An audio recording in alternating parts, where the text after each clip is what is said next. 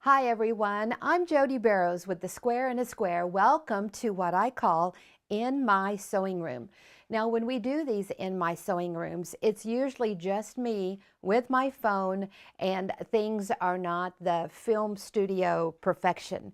But today we have an added treat for In My Sewing Room. I have Steve here who has got multiple cameras going, although we don't have our cameras above like we do in the film studio. And he's going to be able to work the chat, help answer questions, and we'll be able to switch cameras. So I'm really excited about having more of a production for In My Sewing Room this time. Now, for those of you that don't know me, I'm Jody Barrows. I have been sewing and quilting all of my life, and I've been doing the Square in a Square for almost 40 years. And you say, what is the Square in a Square? It's a whole system for making quilts, for making those flying geese, half square triangles, and all of those other triangle units. We call them options. We go from option 1 to option 44, and everything starts out with what we call a basic square. So let me grab one of those. So this is the basic square. So this whole quilt starts out just like this, and then different ways we trim it, and then the ways that we sew it back together, we get the beautiful blocks. And what it does is it helps remove the human element in the cutting and the sewing and the pressing. We also do something that we call overcutting, and we also do what we call the science of patchwork. Now, we have a teaching website, and I want you to be sure and write this down. The teaching website is called squareinaSquare.net. And in the teaching website, we have free webinars, which like this one of In My Sewing Room, the production of what we're doing today. And then we also have what we call Quilt Club Week, and it is the last week of September. We have 5 years in that one. You can go back in and replay and watch all of these classes in the squareinaSquare.net, the teaching website. And then we have our Premium Club. And I'm sure we have a lot of Premium Club members on today. And in Premium Club, we do a fall semester of about 9 classes every Monday. And in the spring, we do our spring semester, and it can have 12 or more classes in our spring semester. We have lots more time from January to Mother's Day. So every Monday we get together, we teach a class. Now this one is a little bit different because it's more fun, it's more lighthearted. I don't have the above cameras, but in my sewing rooms, you get to see things in real time and maybe steps or part of the production that I don't show in those other formats.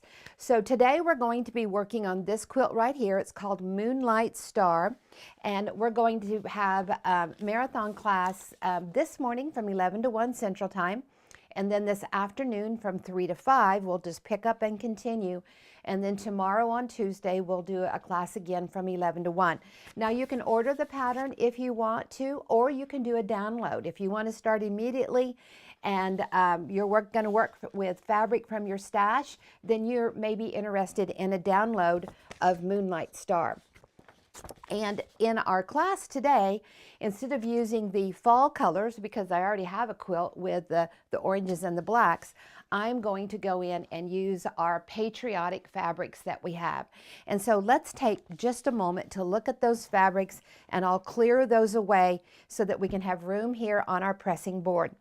So we have the red, white, and blue that we call the Eagle Vine, and in the quilt that we're working on today, I have used the tan or the light Eagle Vine for my background. So even though you may see it as a directional print, I'm not going to worry about that in the production of my blocks. Now when I do get to setting my border together, which will be tomorrow on Tuesday, I will pay attention. We have a really big space in here, and so I will make sure that on the sides of my borders that my eagle head is correct, and then when I cut my fabric for the top, I will make sure that my directional is going the direction that I want it to, because those are big pieces. But the rest of it, I'm not going to worry about. So as we get started on the quilt and we start sewing, then you'll be able to see all of that. Then we have what we call the eagle flag, and it is the Let me see if I have it turned correctly.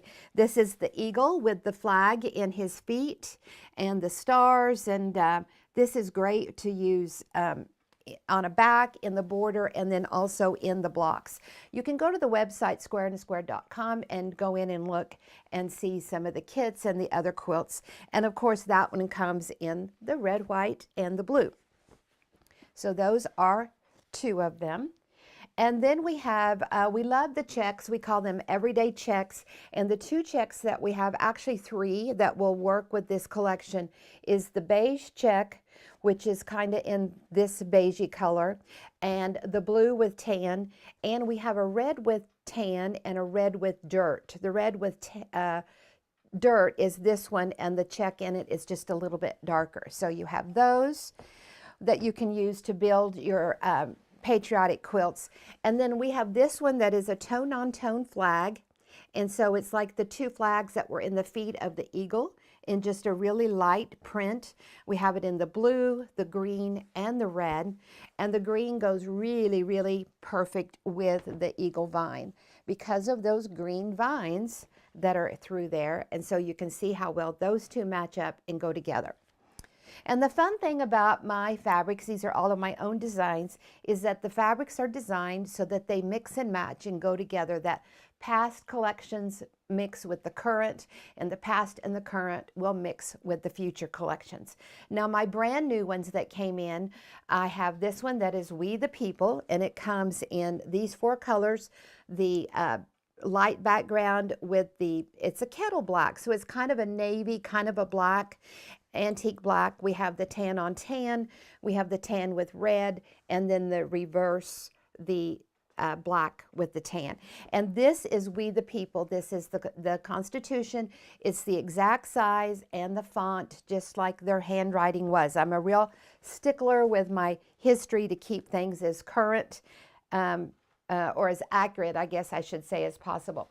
Now this one is really a fun one. This one is the one that we call Celebrate. And you know, in 18 months, in 2026, the 4th of July, we're going to be celebrating America's 250th birthday. And if you know me, you know I love history and American history. So I'm really excited about this. And in this one, we have Celebrate America in the words going across vertical and horizontal, I guess, depending which way you're turning it. And then we have the dates of 1776 and 2026 in there. So I really love this one. We have the light with the red, the light with the kettle black, the tone-on-tone one, and then the reverse red with the tan stars. So these I don't have in my quilt, but I can't wait to make something out of those. We just got the fabrics and just finished promoting them in October. So now we're ready to get started with the quilts. So when you start a pattern, I think, or a quilt, I think the first thing to do is to go through and read your pattern and look at the steps and make sure you understand what's going on. Now, sometimes you have to actually do something before it all clicks 100% with you. And I do suggest that in any quilter pattern or design that you're doing, that you do what we call an audition block. And so go in there, make a block, do something in the quilt to make sure that your colors are going to land the way that you want them to and look the way that you want them to in the block, and to also that you understand the process of what you're doing, and that the sizing is correct, and that you're cutting it correctly so that everything will fit together beautifully. So I always say make a sample block and audition everything. That way you know that it's going to look the way you want to look. Now the other thing is I don't ever cut out all of the quilt all at once.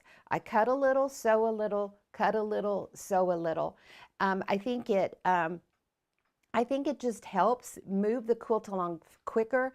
And then also, if you just cut a little and sew a little, if for whatever reason you don't get back to that quilt, and we know that happens, we get sidetracked by life, and then when we get back to our sewing room, we have another idea or another new fabric that we want to start with, and it may be a while before you get back. It may be never that you get back to it.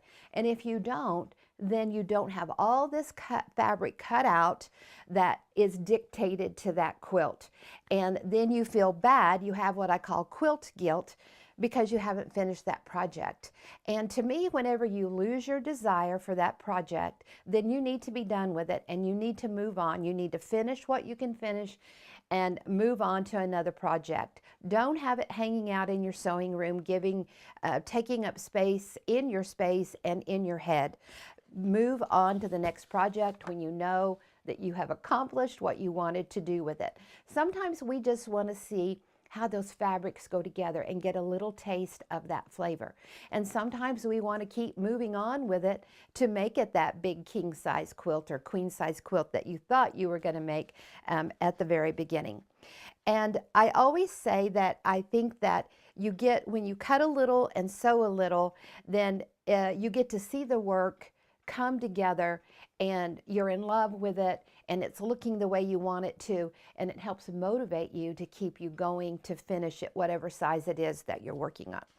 Now, with my patterns in the cutting, I try to tell you where that piece of fabric is going to go, because everything we do is just strips and squares.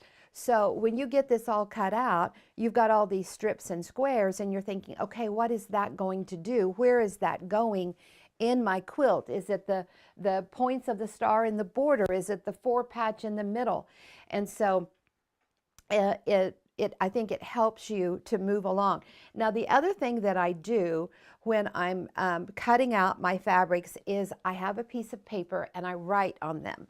So I have like scratch computer paper, one side was whatever, and I use the back of it. And so I will write at the top of that paper what that is. This is step 3.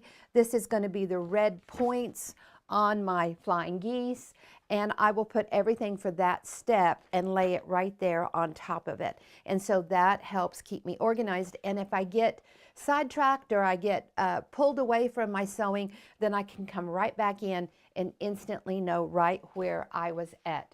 So when you go through and you look at the patterns, there'll be step by them. It'll say this fabric that you're cutting is for step 3 and it's for step 5. And then if I can tell you that it's for a corner square or a star point, then I will put that on there too. So that's how I look at a pattern and how I get started. Now, I also like to, when you just look at it, there's 2 pages of cutting, so it looks like a lot. But this quilt is just as easy peasy and quick to move through. I mean, that's why I chose it for the marathon class, is because 2 hours this morning, 2 hours this afternoon, and 2 hours tomorrow morning, you're going to see the progress of how quickly it goes together. And like I said, there's 2 pages of cutting on here, so I really like to cut what I need and put it on, put it with a note so I know what I have. Hopefully you get the point of what I'm trying to say, and that will help you. Okay. So let's look at the quilt. Let's see what we've got going on. So this is the original quilt is 98 by 98, so that's our big queen. It's jumping into the king size, and it just really grew when I was making it. We have this wonderful block inside here. We have the star in the middle, and then we're going to sew around it. I call that a crown shape. When you take a block that can be a block all by itself, just like this is a block all by itself, but then you sew around it again, and it has the points on it, so that's like a crown setting of that block. And it really helps you think about and be creative to think about how I can take any block and then I can surround it again and make it more elaborate with more going on and more points. And it is very satisfying to see a block grow from something that is so simple to something that looks extraordinary. And I love that. I love that extra little punch in the quilt, but you really don't have to do that much work to get it. So we're going to be making the red star. It has a 4 patch in the middle, and that's what we're going to get started on first.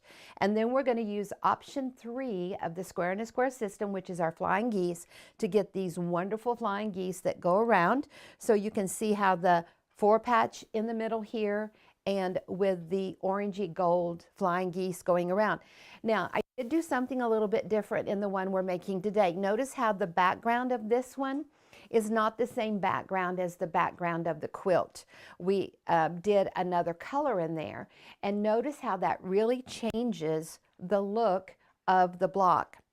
So we have the background in here, and so it really makes these little crown shapes that we're going to put around, really expands them, and it gives the star more movement than what this one does. This one's just real blocky. It's just, you can see that it's a block. But when you come in here and see this, you see that it is the red star with this beautiful dark crown points going around. Now, we're going to use the square and a square system to make all of our triangle units, but for the center of the star, it's a 4 patch.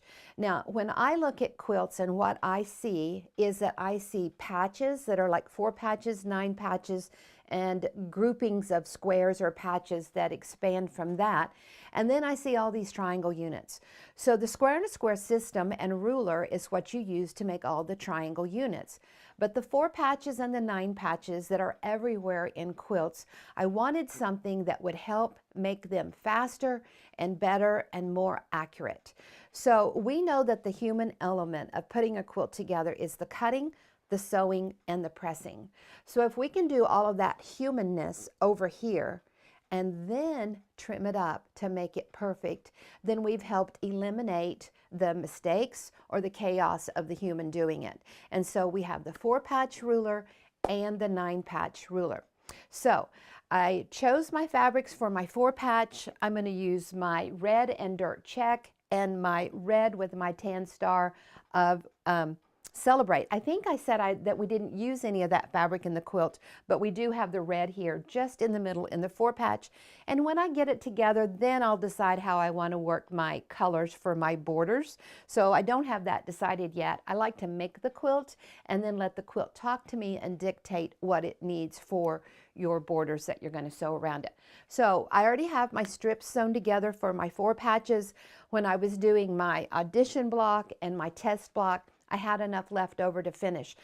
Now, I'm not going to make my quilt this big 98 by 98. I'm not going to do the 4 by 4, 16 blocks in it. I'm going to do 2, 4, 6, maybe 8 blocks, 6 or 8 blocks.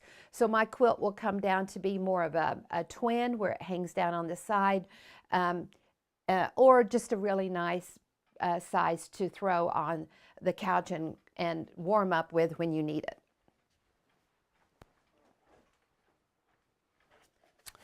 Okay, so this is the 4 patch ruler, and we do have a great 4 patch video. You can go in and find it in the squareandasquare.net that goes into detail about the 4 patch and the 9 patch. But what I want to do is I want, as simple as possible, I want to come in here and cut my stratas up and have, you know, the 2 patch, and then I sew it together for the 4 patch. I want to know that everything is as accurate as possible. I want to know that every square is square. I want to know that every turn of those 4 corners of that square, I want to know that this is a great 90.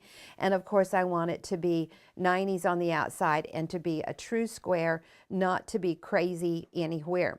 Now, you have seams in here, so that's the human element, the cutting, the sewing, the pressing. So I wanted to know when I came in here and cut my stratas, I want to know that every one of these patches is as accurate as possible. Now, we do overcutting, so these are overcut, meaning it's going to be larger. I overcut my strips to 2 3/4 of an inch, and so that's going to give me plenty of room to go in and clean these up and make them perfect. Now, when you look at the fabric, you see that seam line right here. And I want to know when I come in here and make my cut that that seam line is exactly in the middle and straight, and that my fabrics on each side, that they are nice and parallel and they're not crazy. So this heavy grid line right here will go on the seam. And then depending on the size of the strips that you're using, it will fit inside the rectangle. Now, you have numbers on here, but you really don't need to use the numbers. You're just going to look at your fabrics This will go on the seam, and then the top edge, the side, and the bottom will fit the top, and the side and the bottom will fit in that appropriate rectangle shape or boxcar shape. So I already have a nice cleanup cut on the end, so I know that this cut edge here is already true with this seam going through here.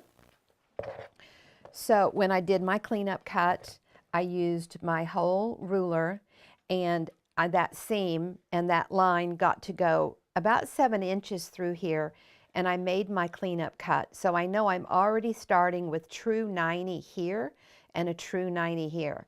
I bet some of you haven't thought about all of these details with a 4 patch or a 9 patch, and about how all of those squares need to be a good true square. And if you've cut your fabric perfect, then you've given yourself no room to make allowances for those human elements. So now I keep my ruler the same direction. I'm right-handed. If you're left, then you'll just turn it and cut with your left. All of the rulers work right or left. And so I'm just going to put that heavy grid line on my seam, and then I'm going to push it either this way or this way until it fits into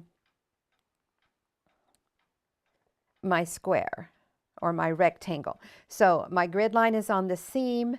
My cleanup cut is right here on this line on the ruler, and I told you I started with a 2 3/4, and I can see 2 3/4 right here. So that means that line where the fabric is lined up is going to cut it 2 3/4 this direction. And then it will fit inside these lines here on the top and bottom. Now what this does is it tells me that this is the correct size, that this is the correct size, this is correct, and this is correct, and my seam is going to run right through the middle. And that's important if you want this seam to match up to the next piece coming to it.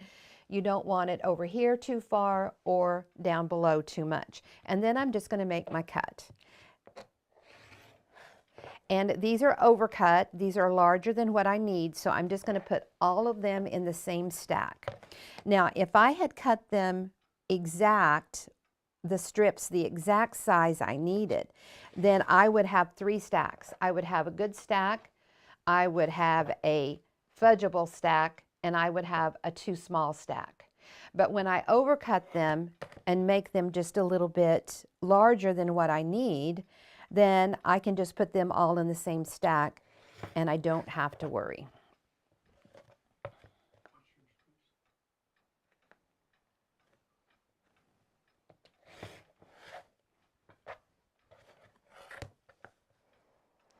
If you have any questions, get them in the comment section.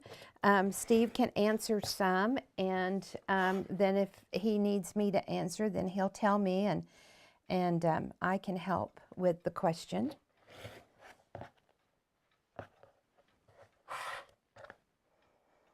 So after you have your 4 patches cut, then you're ready to go to the sewing machine and sew them. And on the pressing on this one, I don't think it really matters which direction that you press, and I think it's okay to press them one direction. So on these, you can just, if you have, you'll probably have 2 stratas, like I had 2 here, to get the number that you need. I just make sure that you press both stratas the same direction so that both of them, when you get them cut, are the same. That way, if you're pulling from both of those stacks, you don't have one going one and one going the other and it messes you up. So you can see how these 2, and see how it's pressed to the check. And then over here on this one, you can see how it's pressed to the check. Now, after we get 2 sewn together, then we're gonna, when we press, we're gonna do that 4-patch pop. That way the seams kind of go in a direction, and that is as flat, and so you don't get that knot there in the middle. So let's go over to the machine now, and let's get these put together.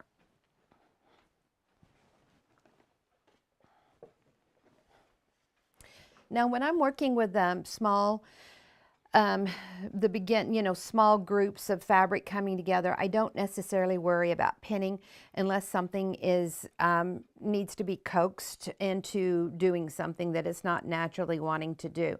Now, since we have the seam going to the right there and my check seam going to the left, then these will just nestle together. Now, I have it about 1/4 of an inch in between, and I just lay it on there and I just slide it until they touch, and then I can feel it with my fingers if it's nice and smooth, and I know that those two seams have just nestled up next to each other.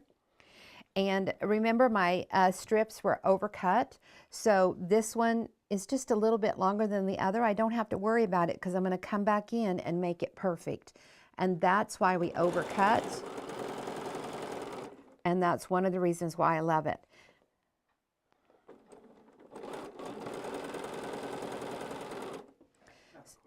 Okay, question. Do you worry about directional fabric in your 4 patches? No, I'm not going to worry about, I'm glad you brought that up. I was thinking about that when I was working on these. I'm not going to worry about the direction on these. Now, when the strips were cut, if you think that this one is directional, when the strips were cut, you were cutting all the strips the same, selvage to selvage, and they're all going into the quilt the same way. So even at this point, you're not going to have to think about it. They're going to line up the same. So when you get your stars placed in your quilt, then if you want to be picky about your star being a certain direction, you can. And I will make sure that my stars are all going a certain direction. Excellent question.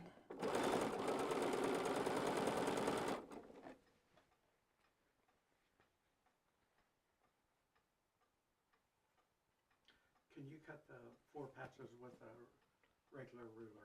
Of course. You can cut your 4 patches with a regular ruler.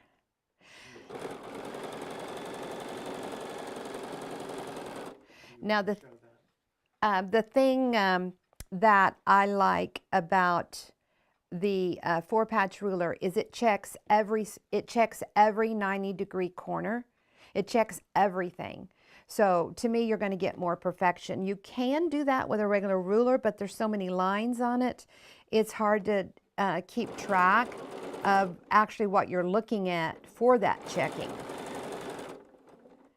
And that's why I like the 4-patch ruler. It's just more streamlined.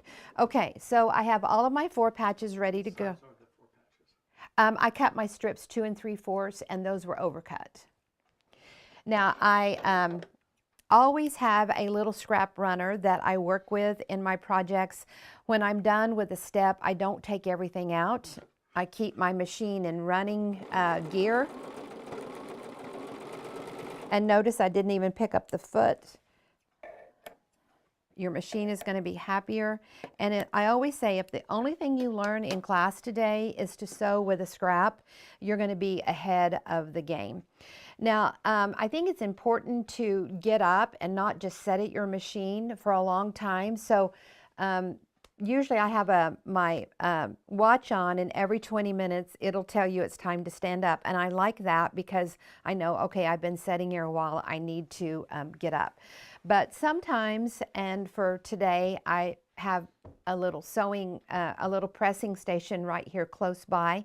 And we have these wool mats on the website. We have the ones this size, and then over on my big board, I have one that covers all of my big board. And I really like sewing with these, and with this you can just have a little sewing station anywhere you want. Now, when I do the 4-patch pop, I will look and see which fabric is on top. So my right side is the fabric that's on top. This little check, see how it's on the bottom. So I'm just going to put my fingers on each side of that seam, and the one that's on top, so this one's on top, I'm just going to twist it and bring it to me, and it makes that little 4-patch pop.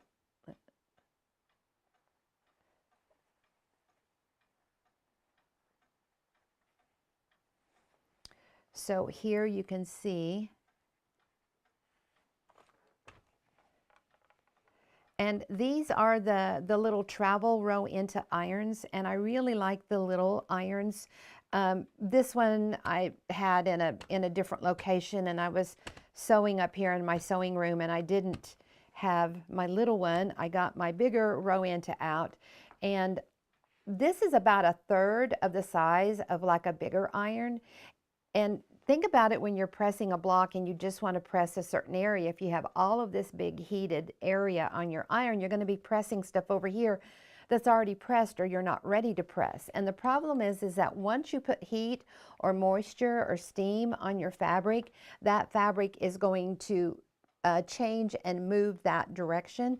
And so if you needed to come back in and press something to go a different direction, it's just going to be very difficult because you've set it that direction. And so to come back in and try to change it is a bigger deal.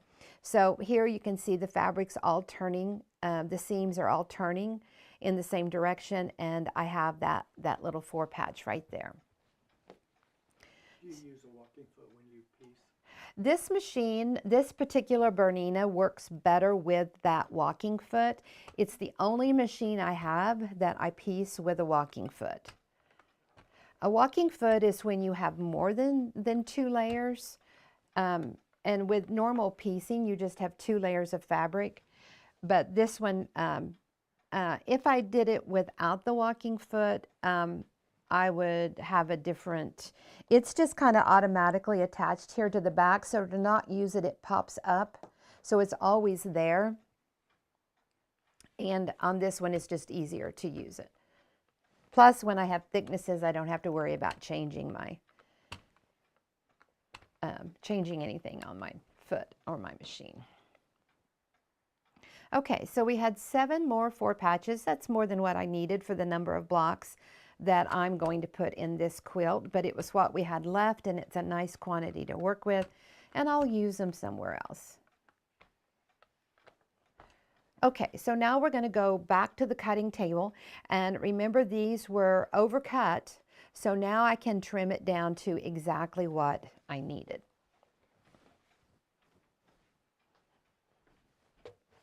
And these are going to be 4.5 square. And since you have extra on all 4 sides, you've got to trim all 4 sides, and you've got to make sure that you keep this line right through the middle. So this is the little mini ruler. This is the mini square and a square ruler.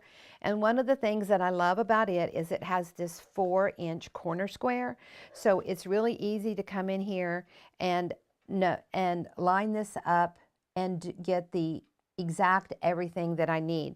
So since I need it to be a 4.5 cut, then I need this corner square, each one of these squares, to be a 2 1/4. So I have the 2 1/4 inch lines lined up right there on the seam. So I have the 2 1/4 inch mark there and there. Hold it flat. And I can cut both sides. Now notice how I come inside the ruler. I don't start at the corners. I don't start at the beginning or end. That's hard on your cutters. That's hard on your rulers. And your fabric will shift and move. So notice here, I don't start here and go this direction. I start here and come back down. And that helps keep your fabric from moving and keeps these corners more accurate, and it doesn't chip up my piece. So now I can go to the opposite corner, and I'm going to do the same thing. So I can do the 2 1/4 inch line on those seam lines, and then it'll be 4.5 here on the outside.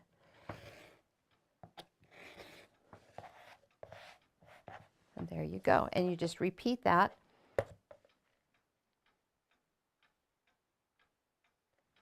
For as many as you need. And this is the center of the star, so you need 1 for each star.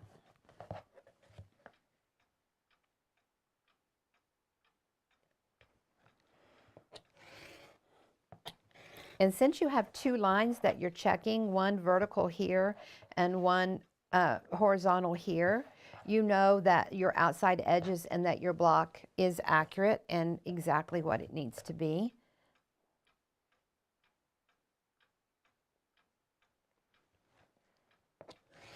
And maybe from this view of the camera, you can see the big wool mat that I have that covers my whole big board.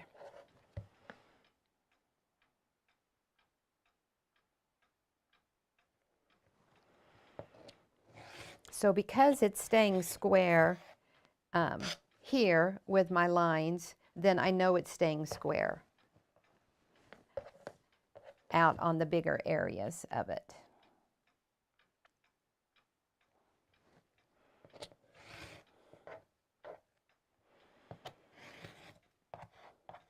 And I love that I can cut two sides at once.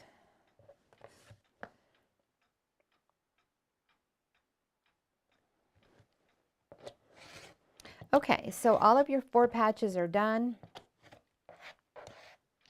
And we're ready to move on to, so there they are. And now we're ready to move on to our flying geese that's going to go around them. So that's my next step. And that's my option 3 flying geese. So I have my little note that I have. It says the red points, option 3 flying geese. My surround strips for my basic squares, my center squares here. So these will go together to make my red star points that will go on all 4 sides. And these are my strips that I'm going to use for my corner squares. So we'll set those aside. This one we'll come back to. So now you're going to see how the square in the middle with the strips on the side are made. Now I will get 2 flying geese out of 1 center square. So 2 of these will make a star. So here is 1 star, 2 stars, 3 stars, 4 stars.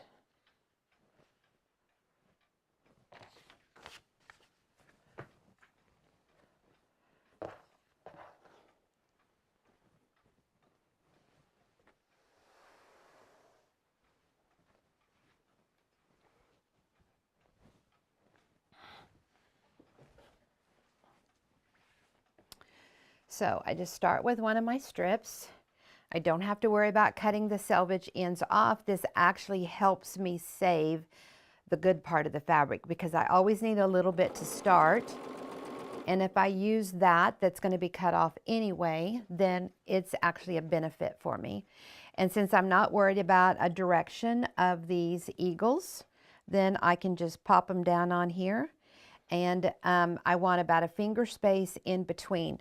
Now, when I'm sewing basic squares, you can get them, I'm going to say kind of close together.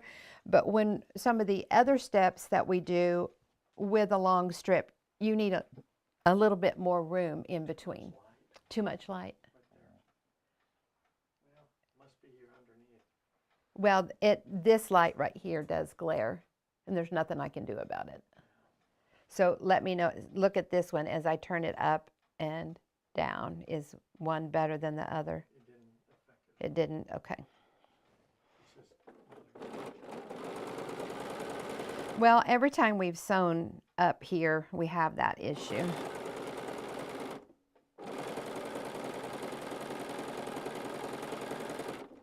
So I sew almost to the end. I don't go all the way to the end. And then I just lay my next 1 or 2 on. And you want to make sure that the edge of your square is your perfection and your seam allowance.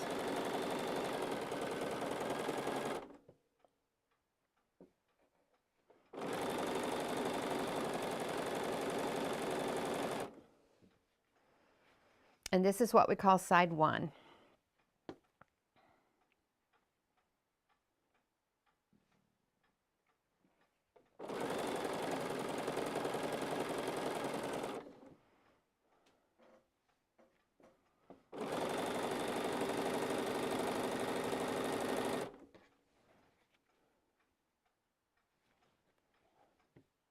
Now when you get as many on here as you need, we're going to sew on the opposite side, the same thing. So we need this same color red on all 4 sides. So since I already have some left in my machine, I can kind of guess how many will fit here, maybe 1, 2, 3. So I'm going to come back here and I'm going to cut 1, 2, 3 off, just separate them. Now if I needed to change color, I would cut my strip and put the next color in to go on this opposite side, but I need the same color.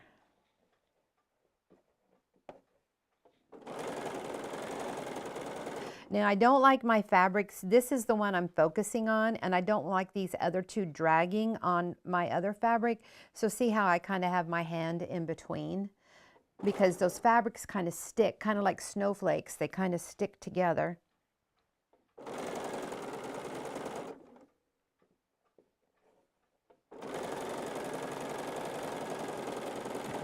Now when I get to here, I don't have enough of this one to do. So I want to find that out as soon as possible, because once all of my work gets moved up under the machine, it's more difficult to work with.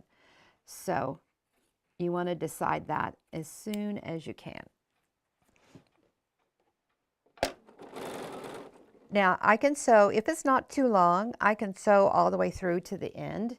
But if it's too long, I don't want to spend the time or whatever to sew all the way into the, so I'm just going to start my next strip. I can start with that one.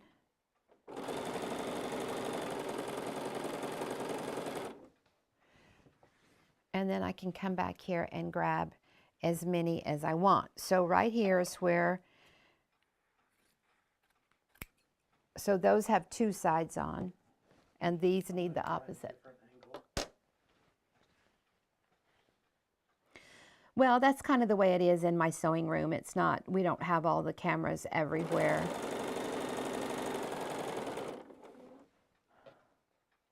Probably be shaky.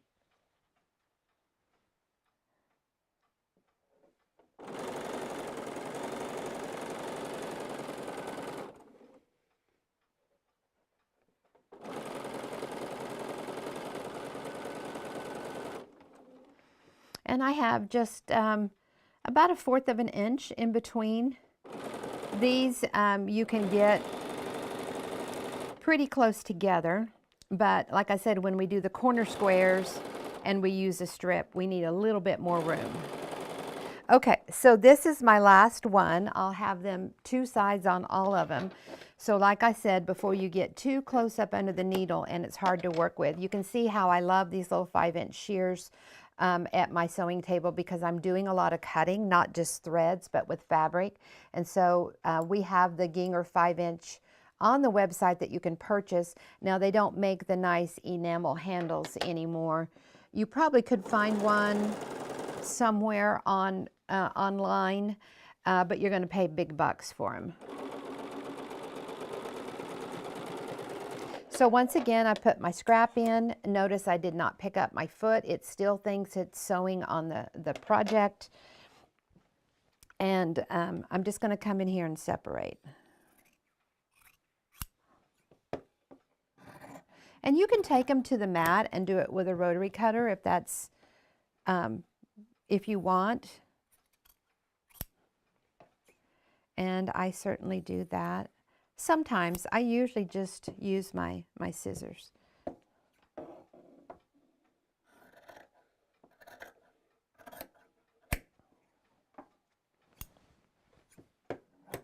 Now, if there's too much hanging off, like at the start and end of a strip, I do trim those off, because this, believe it or not, will cause trouble when you get to the iron.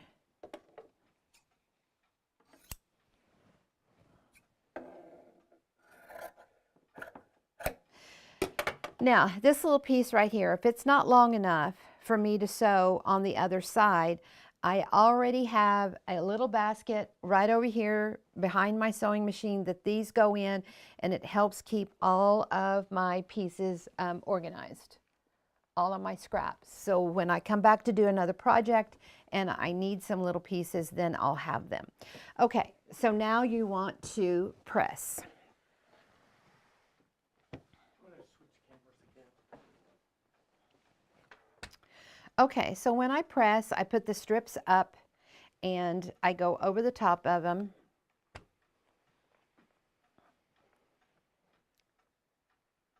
So you can see how I just go over the top. Now this sets the seams, it warms up the fabric.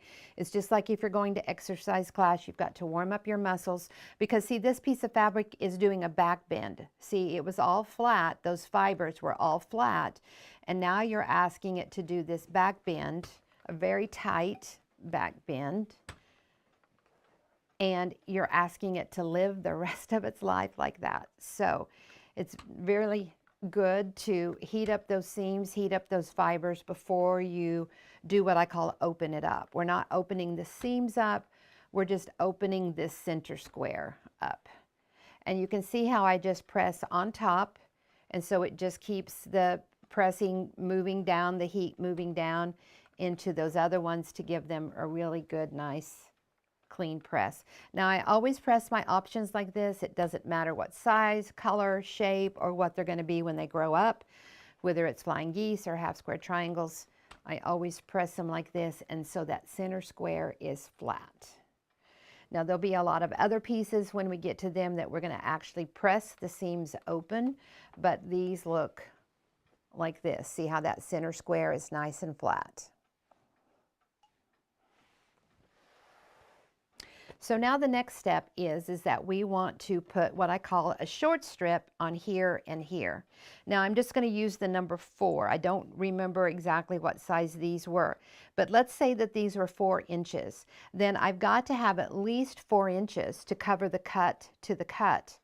But remember, we have a 1/4 of an inch sewn and a 1/4 of an inch sewn here, but we still need the 1/4. And of course that piece is going to go on here just like that. But I don't lay the piece on here like this to make my cut. You will make them too long. So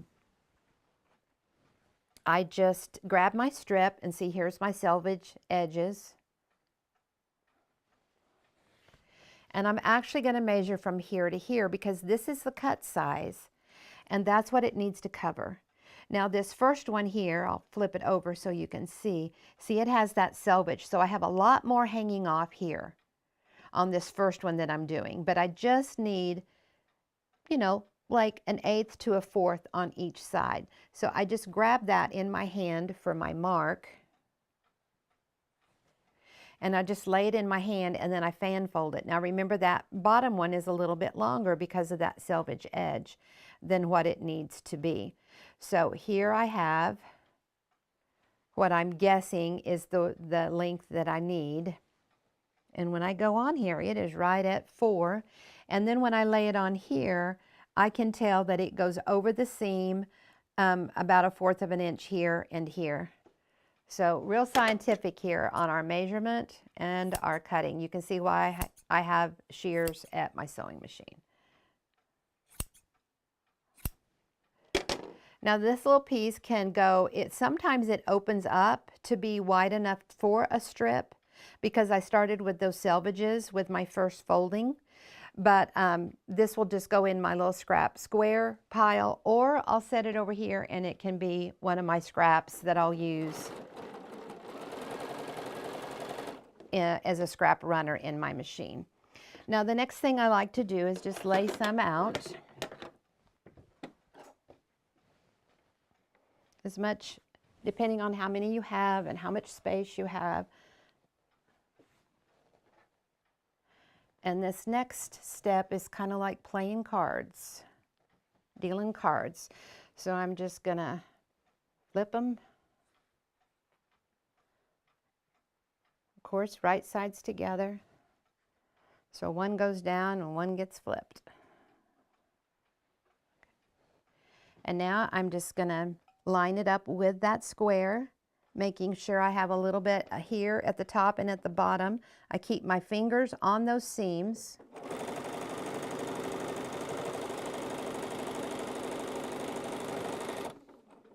And just sew it through. Now my finger are on the seams for at least 2 reasons. If my finger is on the seam, then I know that this one here is going to stay turned the way that it's supposed to. Even though my feed dogs are pulling everything like this, and it could flip that seam, with my finger on it, I know that it's going to get through this little hump of my sewing table and get under those feed dogs the way they're supposed to. Also, from seam to seam, this is what's going to go in my quilt. This little corner out here and this little corner, they're going to get cut off. They're not going in my quilt.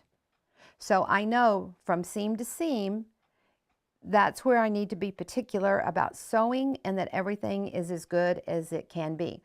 So like from here to the edge and then from the edge to here, that gets cut off. That's like the edges of a pie crust. We're not going to use it. But here when I start with the seam, I know I need to be as accurate as possible. Everything lined up neat, my seam allowance good.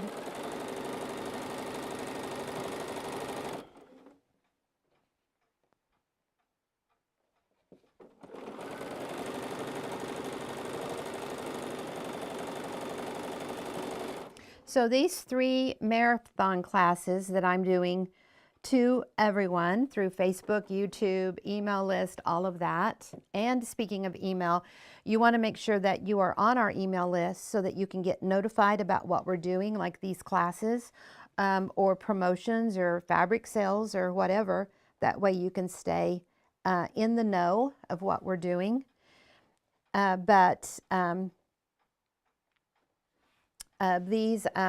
was thinking about how this is my Christmas gift to everybody of teaching classes today and tomorrow.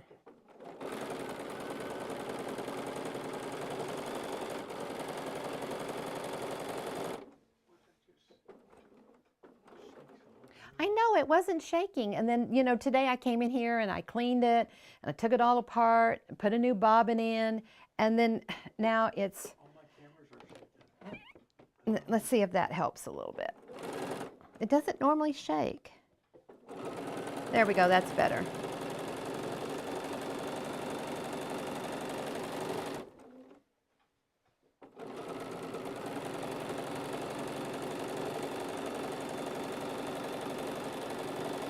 So you can see how once you get everything going, you can really rock and roll.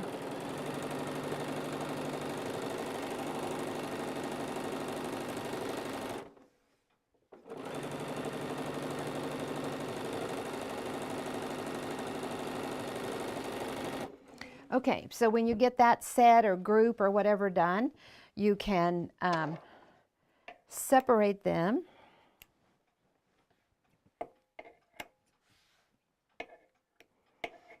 And you're just going to repeat for the next side. Same thing. So once you understand the square and a square system of how we do things, a lot of this is just brainless. You just... If you want to just sit and sew and then all of a sudden magic happens and it turns into something, then we're the system for you. And I love how my premium club members are just getting so wise and smart and knowledgeable with all of it. And they really are saying on the premium Facebook page about how, you know, quilts can look difficult, but then when you break them down, they're not.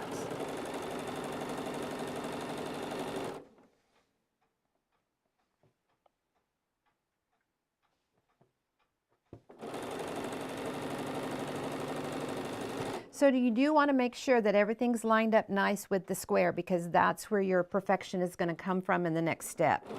Everything else is has a lot of leeway with that human element.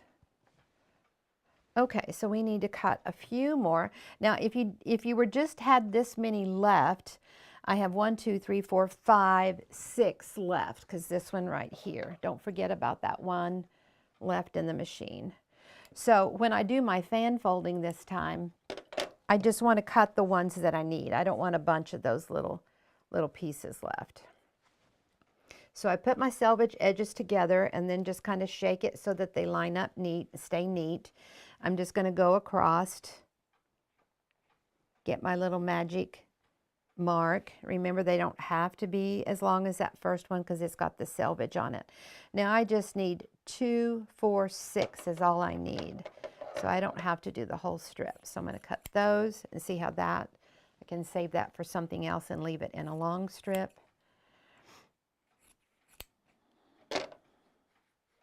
And then once again, just deal that deck. And if I can, have something in my hand, I want to work with it as much as I can and do as many steps as I can. And, if you lay it down, pick it up, lay it down, pick it up. Try to do assembly line.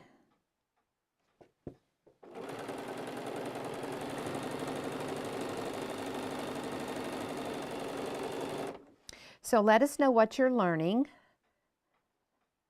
If you're totally new to all of this, then you're like, wow, there's a lot on here going on. But if you've been doing some square and a square, then you're ready to pick up some new little bits and pieces.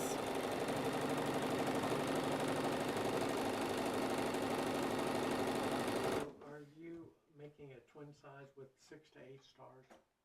Yeah, I'm going to do 6 to 8 stars. So when you look at the quilt up here, it's 4 stars in the middle by 4 down, and then of course the border is the same, so it makes it a square. It's 98 by 98.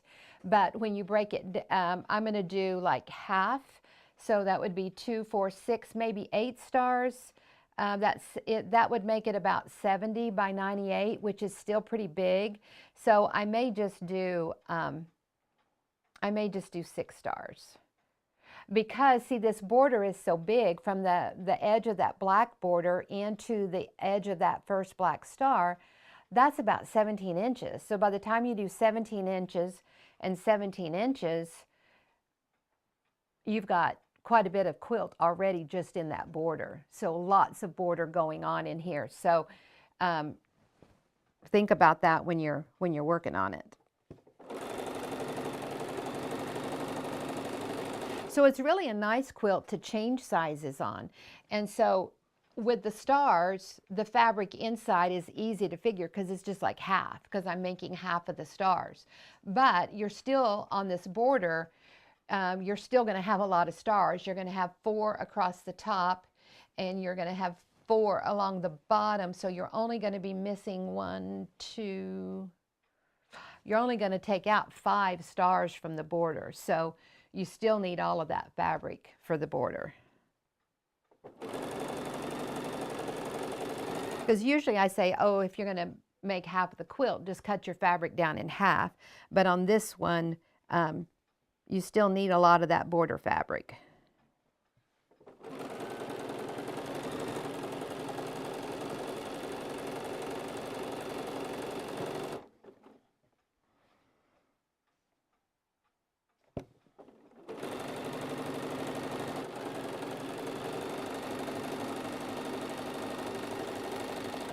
Okay, so I come down to go to the end of my work. I have 4 sides on all of them. So I am ready to just put my scrap in and get them all out. Just snip that little thread separating them.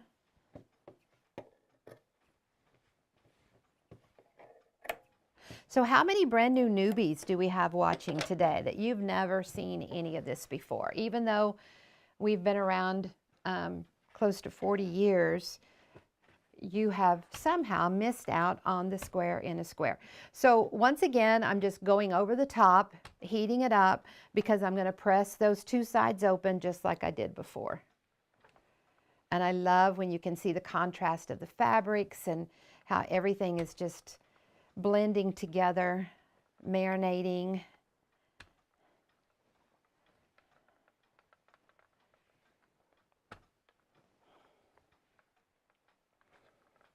When I started auditioning fabrics and thinking about what I wanted to do, I was a little bit shy in the eagle as my background, but since it is just pretty much all in neutral and it's not big pieces, when you get into like the 6-inch pieces and larger, then you're going to see the print and the direction and everything, and so it can change the look of the quilt. But since all of our bigger pieces are cut up, the only time we're going to have bigger pieces is those separations in between those border stars, and so you will be able to see the design in the eagles, and so I will make sure that the placement of those are directional so that the heads will be correct on the top of the border, and the heads will be correct on the sides. So now that these are all sewn up and pressed, this is the basic square. So from this basic square, what you've learned, this is how every quilt gets made. I can turn these into any,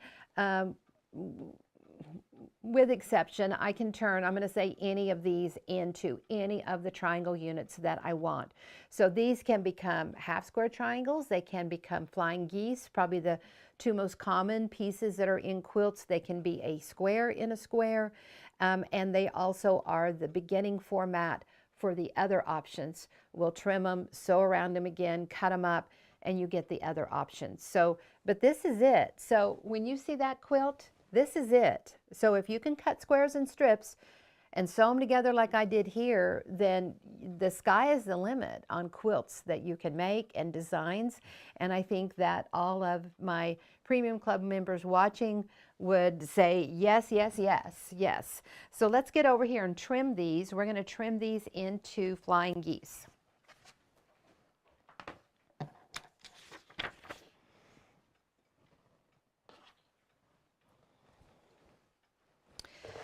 So when I'm in my sewing room and I'm just doing my thing,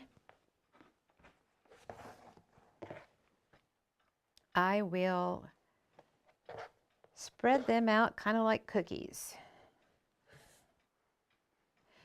And I'm going to use my mini ruler because it's my favorite. And for those of you that are brand spanking new, this 90 right here, where this comes together and touches, see there's a 1/4 of an inch right there from the point of that 90 to the edge of the ruler. And I'm going to push this 90 right into the corner of my center square. These black lines are going to go right over the seam, and I'm going to cut right there, and it's going to leave a 1/4 of an inch off of that point. And I'm going to do that to two opposite sides. And then on the other two sides, I'm going to come in and I'm going to do what we call the two-step. So I'm going to push the 90 in the corner just like I've done on the other two sides, and then I'm going to step 1, 2, and I'm going to put the tip or the edge of that line where it falls off of the ruler into the square, and see how this grid line right here will go through the block, and it will help keep everything nice and square. So first thing I'm going to do is do the 90 and leave the 1/4.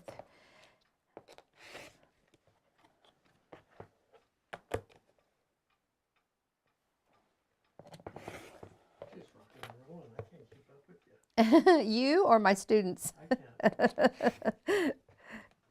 See, that's what, like in the studio when we do it, I have to do it the way that it's best for the camera. But when I'm in my sewing room doing it, I do it for what's best for me in the process.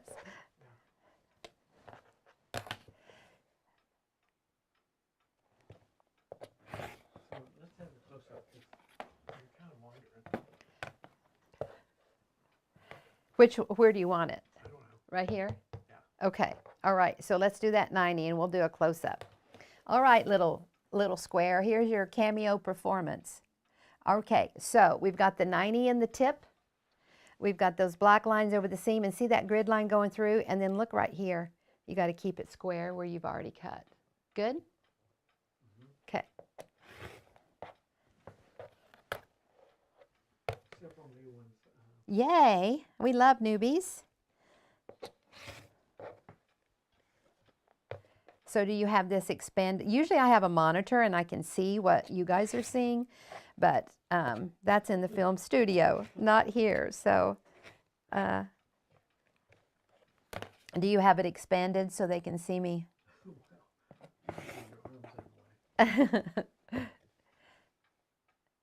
So for those of you that are new, go to the squareinaSquare.net, which is our teaching website, and you can watch the classes that we've done in the film studio. The option overview is there. And and the option overview is in there, where we're going to go through and do the options in order, and you can, it just really makes it, I think, come alive and come together. So it's winter time. We had our first for Texas, big storm of rain and wind. In fact, there was a tornado not too far from us, I found out this morning. Being a Kansas girl and growing up on the plains off of the Rocky Mountains, I thought the wind and the rain hitting the house and everything this morning sounded like a good old Kansas prairie blizzard coming in.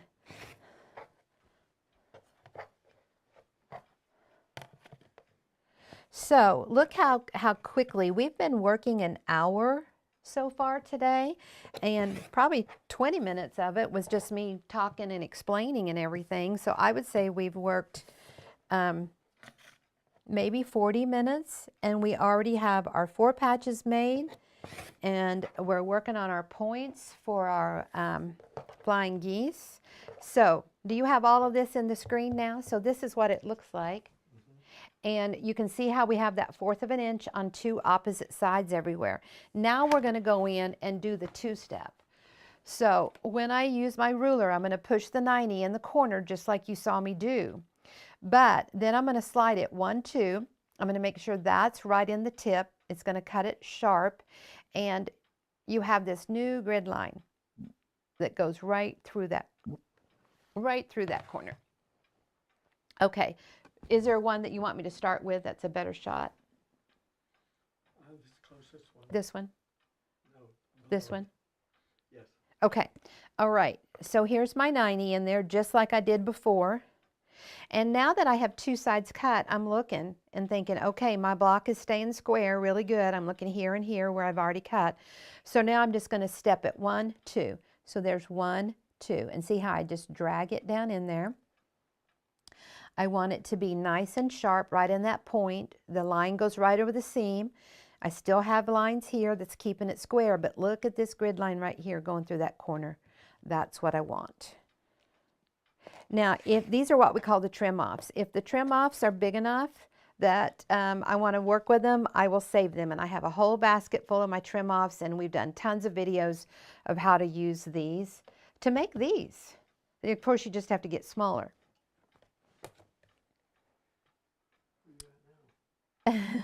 I'm going to be hopping around from one to the other.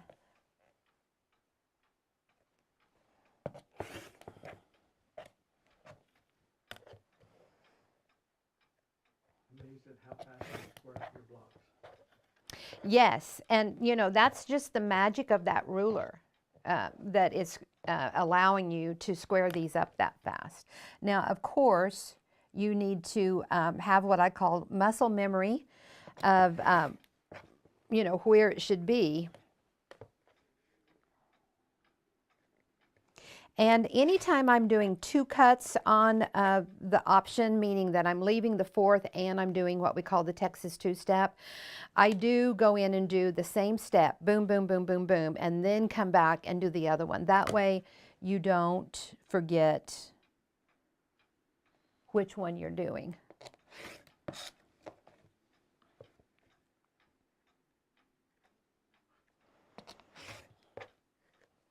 Jackrabbit, are you staying with me? Not really.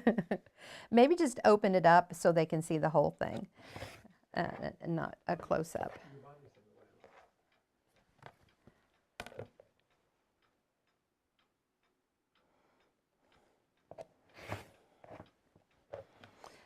the way. Well, I'm okay.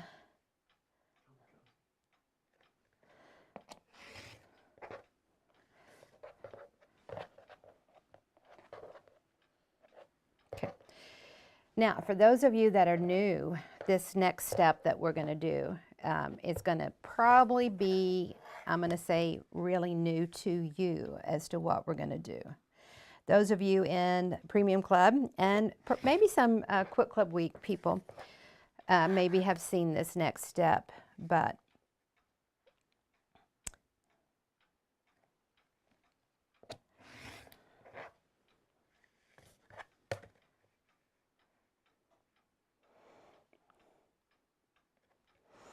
so speed will come as you get more familiar with what you're doing. As you get more muscle memory into what you're doing. But I think on flying geese, since you have two different trims, you have a leave the fourth and a trim up to the tip, that it's really important to take your time and pay attention to what you're doing. Okay, so for our star, and if you are paying attention to direction, you don't have to pay attention at this step. You don't have to pay attention until your star is completed and you're actually placing it in the quilt. So that's nice. You don't have to worry about that. So what we want is we want a flying goose there and there. And then we want a flying goose on the sides, but we got to have those corner squares. So we're going to take half of our blocks. So 1, 2, 3, 4, there's half. 1, 2, 3, 4, there's half.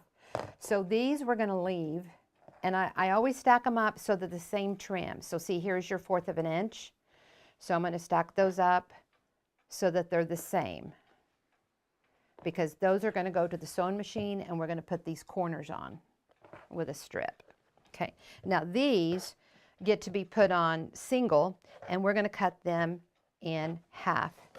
So I'm going to use my mini again, and the main point of what I'm doing is just cutting through those sharp points, but I do want to use the grid lines on my ruler that are horizontal and vertical to help keep it square. So the first thing I do is I put the edge of the ruler through those points, and then I come over here and look to see if it's inside the squares nice. And I'm not measuring anything, I'm not looking at any numbers. I just want to make sure that this is a good clean rectangle. It's a good clean flying goose. So you can see how that will go there and this go here. And once again, these are all turned the same way so I don't mess up and cut through that 1/4 of an inch, because that 1/4 of an inch has to be my seam allowance here. Now we talked about with our 4 patches about how we wanted this to be nice in the middle.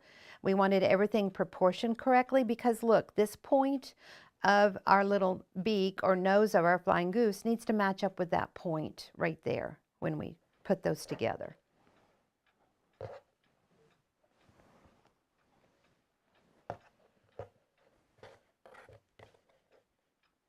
So tell me what you're learning. A lot of amazement, I think.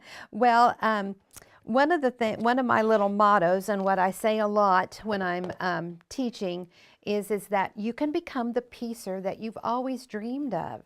You can, you don't have to shy away from quilts that have lots of pieces or have lots of triangle units, because once you learn what we teach, the square and a square system, the science of patchwork, and the overcutting, you have set yourself up for success. So look how nice these are. Look how clean these shapes are.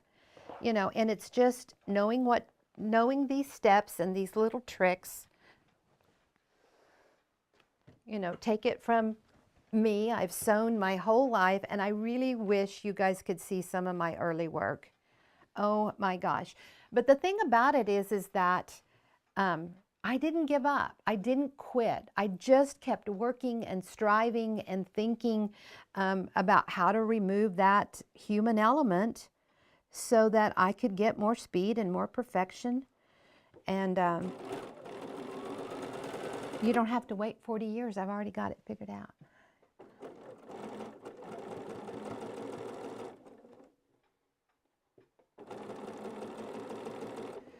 And I don't have to pay attention to which side I'm sewing these on, so that's nice. I don't have to keep these patches turned a certain way.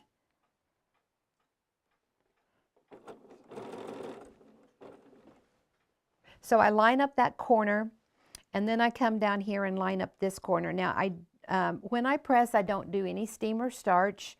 That changes the fibers in your fabric, and it can cause some disasters. And all of these units are just so clean. Look how clean that is. And it's the correct size. This is clean. It's the correct size. My seam allowances, my points, everything are going to be right where they're supposed to be. Now I don't I don't push and pull on my fabric. You know, think about your fabric, you know, your cotton fibers were a living thing. So think about your fabrics. They're your good friends. You know, you enjoy spending time with it.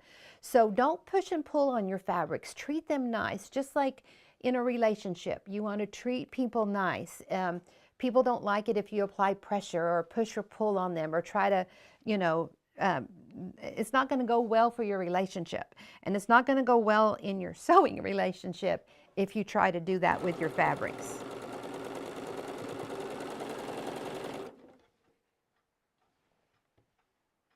Okay, I didn't count these to know how many I had. 1, 2, 3, 4. So I don't want to sew more. I think I have more patches than I do flying geese. 1, 2, 3, 4. 1, 2, 3, 4. Yeah, okay.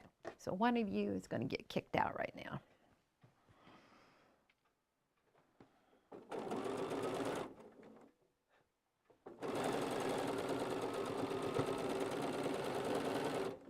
I'm sorry? I hope I'm not making everybody dizzy. Oh, with your moving.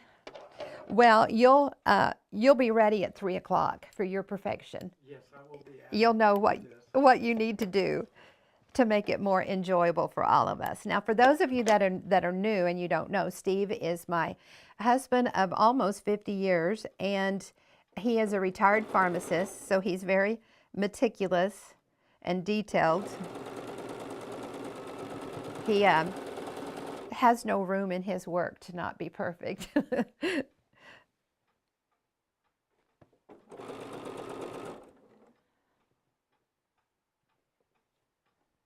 So in this handling your fabrics, notice how I don't push and pull around on the edges where the fibers are more open. I come in here to where there's a seam, where there's more sturdiness.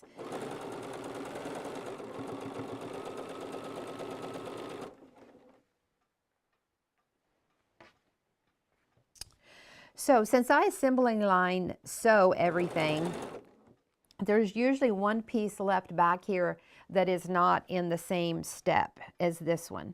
So because there's one in here, I come back here and cut stuff off and start again. So I have to always remember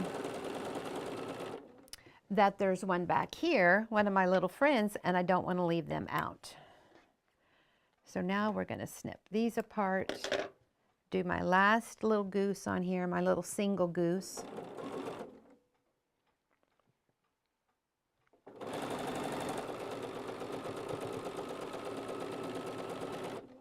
I put my scrap in. How many of you guys sew with a scrap? Is this something that you already do? It just, your work will just turn out better. Your machine will stay happy. You won't be trying to rethread it. Your bobbin won't be building a bird nest. When you get ready to start sewing pieces in, like here we have just a plain piece of fabric and a plain piece of fabric. But if you start trying to sew here where you have a seam and putting it in, sometimes your machines want to jump around or just gobble it all up. And learning to sew with this will be your best friend. Okay, now you could press so that these flying geese go in, but I think you're going to be happier if you press open. And I used to not press a seam open very much, but I do it now just pretty much all the time. I don't have to worry about, okay, is this seam need to go this way and that other one needs to go that way. If it's flat, then it doesn't matter what's going to come up next to it. It's going to be ready to go.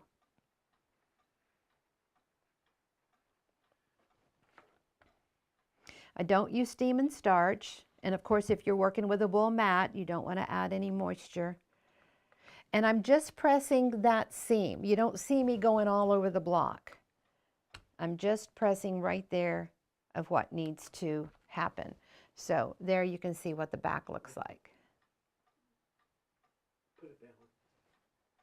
Yeah, right there. Okay. Now also, I want you to notice how I didn't pin or anything, but look how the nose of that little flying goose is right smack at that seam where it's supposed to be. I love it when a plan comes together. Don't you guys love it?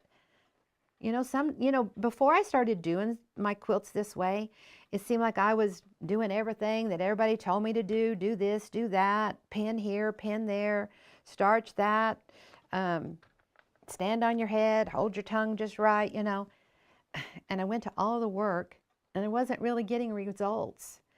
And I thought, this has to be easier than what it is.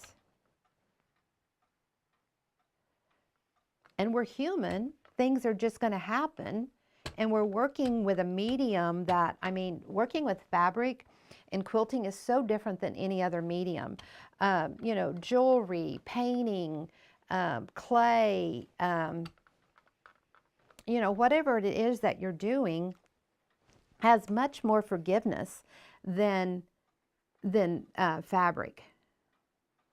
Is your scrap 2-layer or 1? I usually do at least 2 layers because it just feeds through the machine better.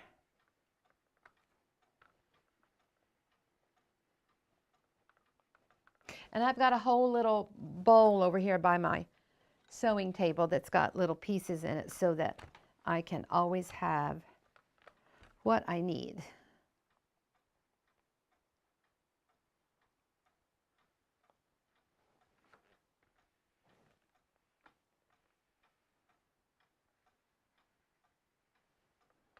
Now, if you were on our email list, you got an email to tell you about class today. And in that email, there were links to class and 3 links for all 3 sessions. all 3 links for all 3 classes this morning, this afternoon, and tomorrow, Tuesday morning. And also there were fabric pages that talked about the fabric, which ones I'm using, what I recommend, the approximate amount, the approximate sizing, depending, how many stars you decide to do. And then the patterns on the website. And then the patterns on the website, you can order the hard copy and get sent to you, or you can just do a PDF, which means it's instant. You get it, and you can either just look at it digitally, or you can print it out. So there you go. And that's especially nice for people who don't want to wait, or if you live out of the country, it's nice to be able to have that access to that pattern and not. Now here you can see how this is coming together, and it is just really looking scrumptious to me. I'm just over the moon with my colors and how they're reacting together and everything. So now Star over the moon, huh? I am over the moon with Moonlight Star. Yes, I am. So now what we want to do is we want to make our, we already have our flying geese over there where they're all trimmed up. We did not cut them in half. And we're going to use those and the strip that's going to be our corners, which is our background.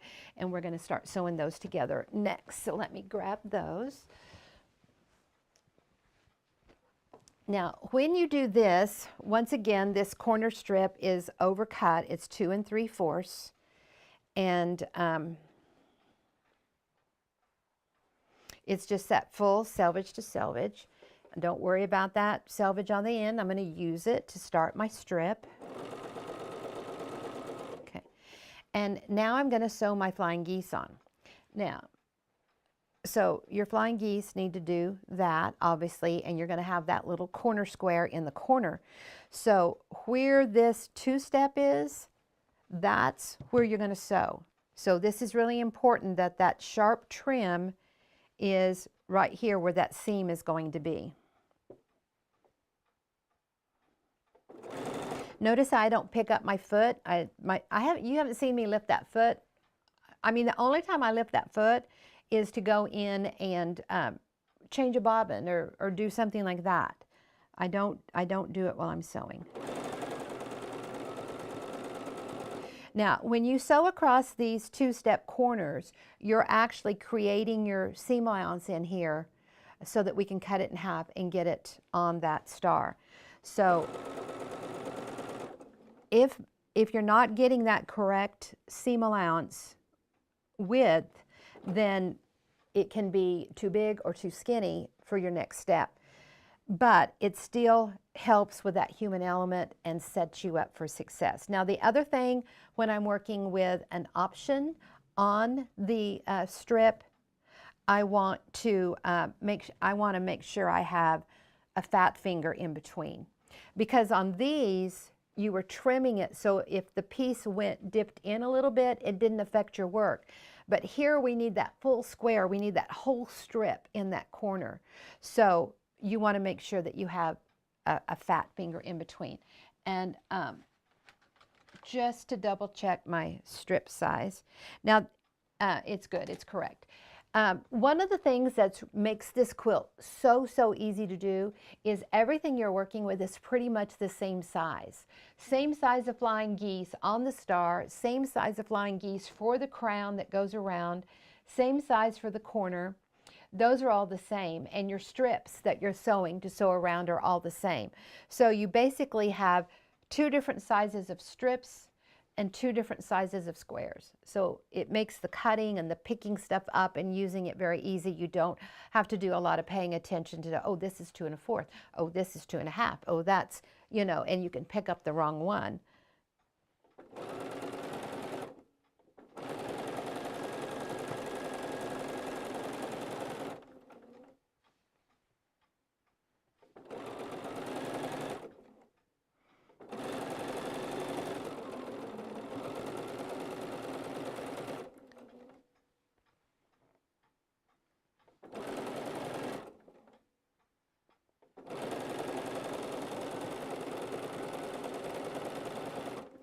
And we want to sew on both sides. Now, those of you that are very new, you're learning the system of what we're doing today and getting the concept, but I want you to know that you can take any pattern, any design, and you can turn it into the square and a square. The reference book, which is this one right here, this is your main book for the system, and this is the one that works with the square. So everything we've done today has had a square in the middle with strips on the side.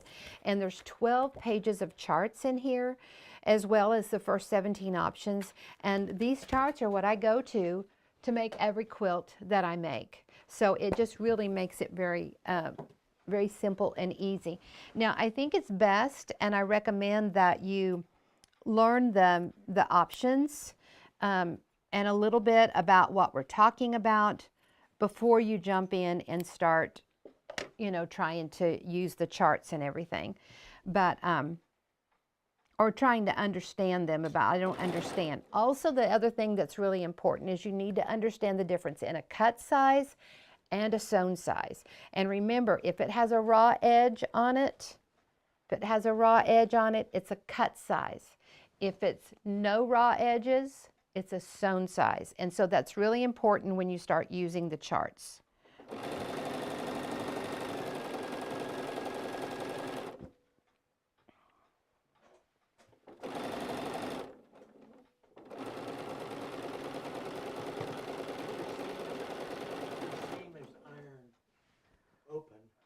Is the stitch length smaller? Not necessarily. A lot of people really get caught up with stitch size and stitch width. Now let's talk about a lot of rules that if you've been sewing a long time, a lot of rules that we work with are rules that have been around for hundreds of years. And there was a reason why that was the rule 100 years ago. But we don't do things the way that we did 100 years ago. And so we have to think about, is that rule still a rule we need to go by?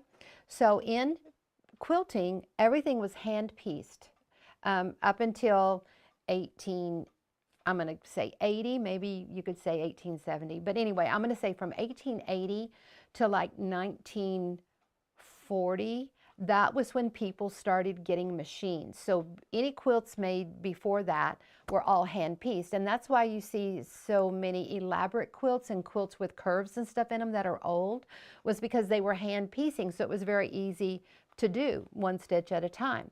But now that we sew with a machine, every machine locks, every stitch locks. So even when you try to rip out stitches or you go to an edge or whatever, you know, within anywhere from 1 to 3 stitches is all you're going to get to come out. And really 3, I don't think you can even get 3 out with our machines. So every stitch locks, and plus you're sewing this way and then you're sewing this way, so it overlaps. So we don't really have to worry about our seams coming undone. So they did not press open because they were hand stitched, and when they pressed open, the quilt lost its strength and the quilt could be pulled apart just by use. Think about, they really used their quilts. They were on the bed, they sat on the bed, you know, as they sat on the bed, seams could be pulled apart. Now about the only time that we can have seams get pulled apart is, for example, when they're being put on the big long arm machine, they're stretched out.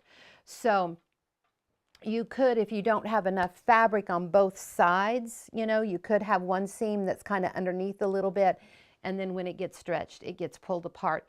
But there's nothing wrong with pressing open nowadays. And with just normal stitch width, I mean, whatever, when I turn my machine on, whatever it's set for, that's what I do. Now, I do have one machine that I do dial it down a little bit because I think they're too tight. If they're too tight, it's going to pull your fabric together more and kind of bunch it. And so you don't want your stitches too tight, okay? So hopefully that helped a little bit. Okay, so I have one left over here, and you can kind of, you know, mess with how close you put them together. So if I'm close on getting this one on here, I may push this one up a little bit.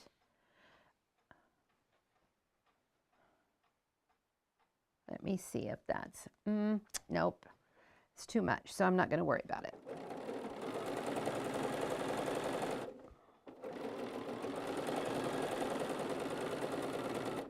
Okay, so this, I have one left. That's unfortunate. This is, it really just needed a half more inch. If I had put them just a tiny bit closer together, I could have got it on, but it's important to leave that about a half an inch in between. So I'm just going to just do a little U-turn. I just scooted my fabric over. I'm going to put my little piece in.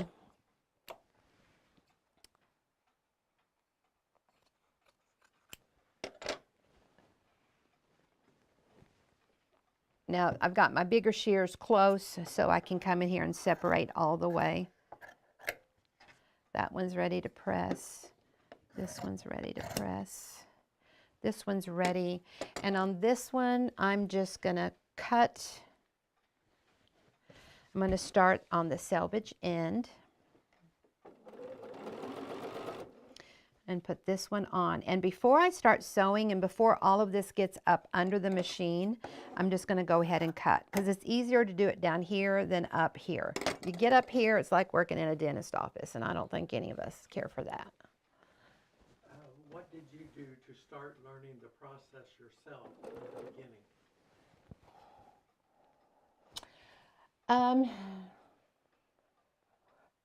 The very first ones that I worked on were the option 1, the square and a square, about getting it because that's the mothership, the mother.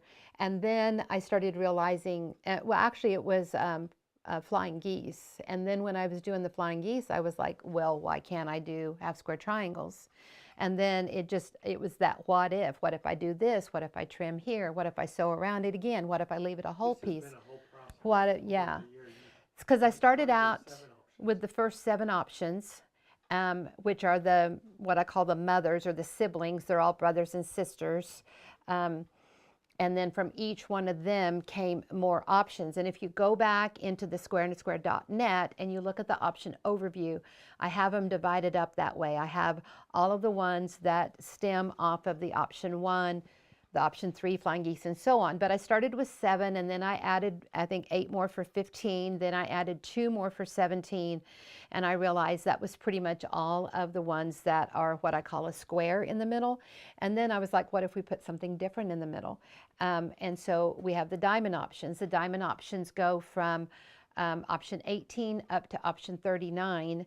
And then the options that are option 40 and up are individual little books or patterns so like this one here is the one that goes from option 1 to 17. It's your main workbook. And then I have kind of a pinky red one that is the diamonds. It goes from 18 to 39, and then 40, 41, and so on. Those are all little individual booklets that you can get. And it's just, I traveled and I was on the road. I mean, there's 365 days in the year, and when all of this hit and people started seeing it and started doing it, I, was traveling. I was traveling like 265 days out of the year, going to guilds and shops and all over the earth, teaching and showing and demoing and all of that. Well, everybody had to start at the beginning, and me being gone so much, I couldn't really develop more and move on with it. It was hard. There just wasn't enough time. I had all of it in my head, but I just couldn't get the charts and the math and get it all detailed, functional, so that I could teach it and feel good in the results that you're going to get. I'm not going to show you something and put something in a book if 9.9 people out of 10 can't do it. I'm not going to do that.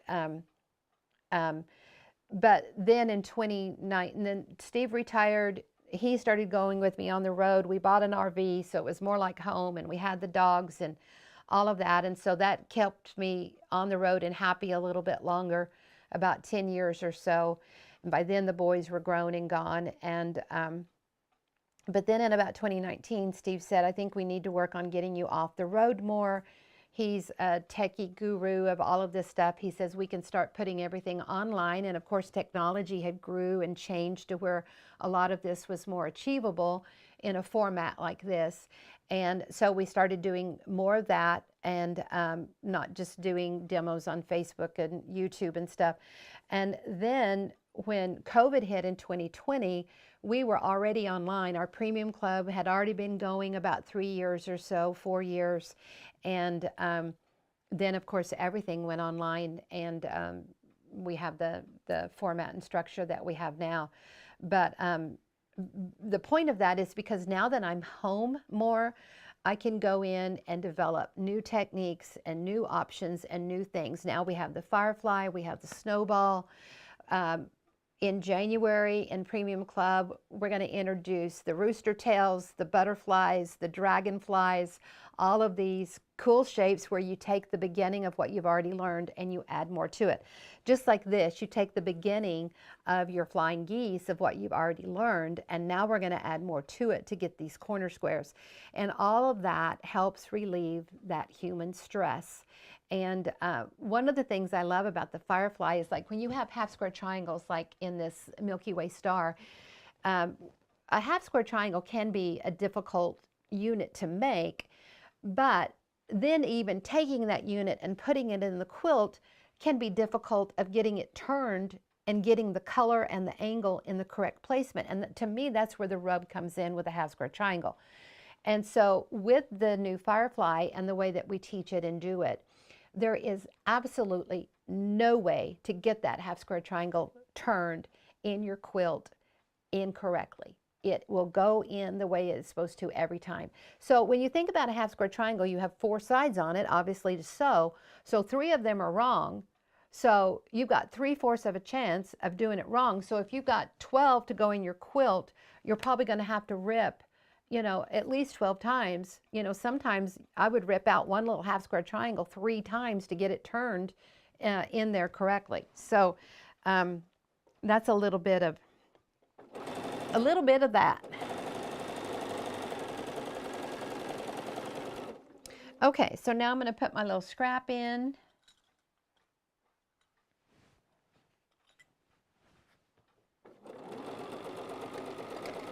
And I'm going to get all of these out, and we're going to get them pressed. So this is still kind of like the option.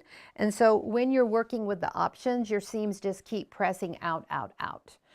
So we're going to flip them so that our strips are on top, just like we did when they were an option. We're going to go over the top.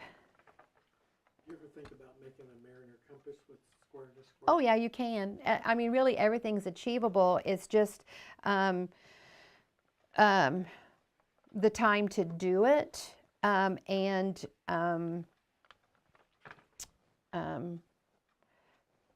Okay, let's say you've never done any square in a square before, and you see that beautiful mariner's compass, and I tell you, oh, we can do that square in a square.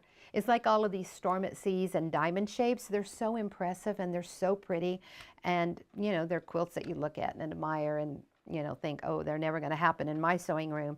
But with all of this that we teach, everything is achievable. But if you don't understand how to make a basic square and how to two-step trim or leave a fourth in trim, then the mariner's compass is going to be too much. So Steve, let's look at this quilt up here behind me, for example. This one right here is really easy to do.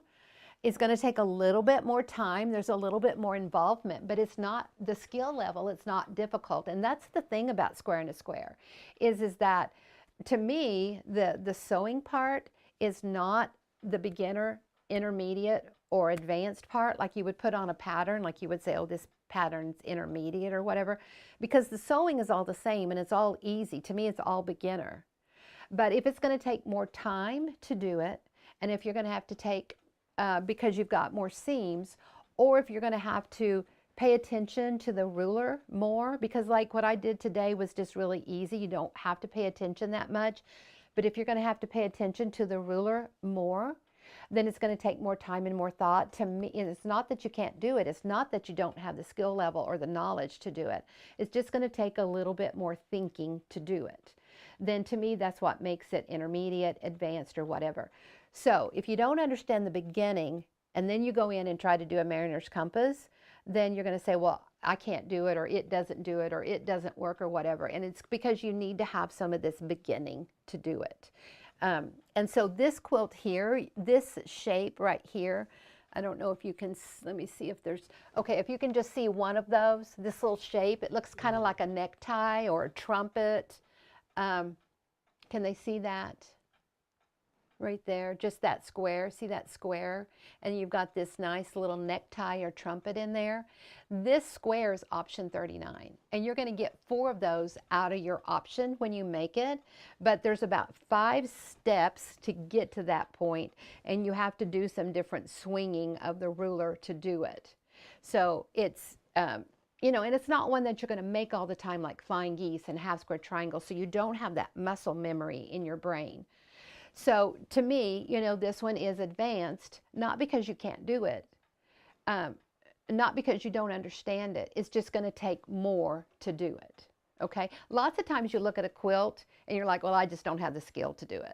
I just don't. Or you got to sew on paper and I don't want to, you know, it's those types of things. But when you get square eyes and you understand what we do with the science of patchwork, the square in a square system, the overcutting, removing the human element, then, you know, then all of this is achievable. But this is not a quilt that I would recommend that is your first quilt. And so many times people want to jump in and do that storm at sea, or they want to adapt a pattern over to it. And it's like, how do you trim a flying goose? Well, if they don't know how you trim a flying goose, then they're really not ready to start adapting patterns and creating patterns and all of that.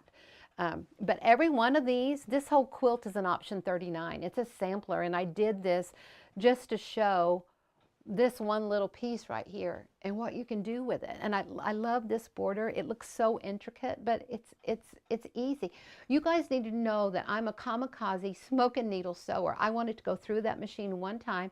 I want to remove every roadblock or opportunity for mistake, so that when I get it cut off the back of the machine and get it to the pressing table to press, I look at it and I open it up and press it and I go, wah, instead of, oh, you know, because it didn't look the way it was supposed to. I did all my work, I stood on my head, all that, but it didn't work. And so I remove, with the way that we do it, I remove those roadblocks that make it complicated. This one was in a book called Megan's Miniatures. That book you may be able to find on like, you know, where they sell books. We don't have it in stock anymore, and it has not been reprinted anywhere. But if you look where you would look for at old books, look for Megan's Miniatures and see if you can find it. It's in there. And I have not with my premium club, and a lot of my people have been with me for a long, long time, but I still have not gone into the option 39 to show them that one yet. There are videos in Premium Club that you can watch with it. And after this last semester, I really feel like there's a big group of them that are ready for that 39. But even like today, I mean, did you know where I was going with putting these on and how they were going to be corner squares? So you've got to be able to kind of think like playing chess. You have to kind of think down the road because it's advanced strip piecing, not that it's hard. Advanced doesn't mean that's hard. It's just that you have to make some moves that you maybe don't know where you're headed yet on those.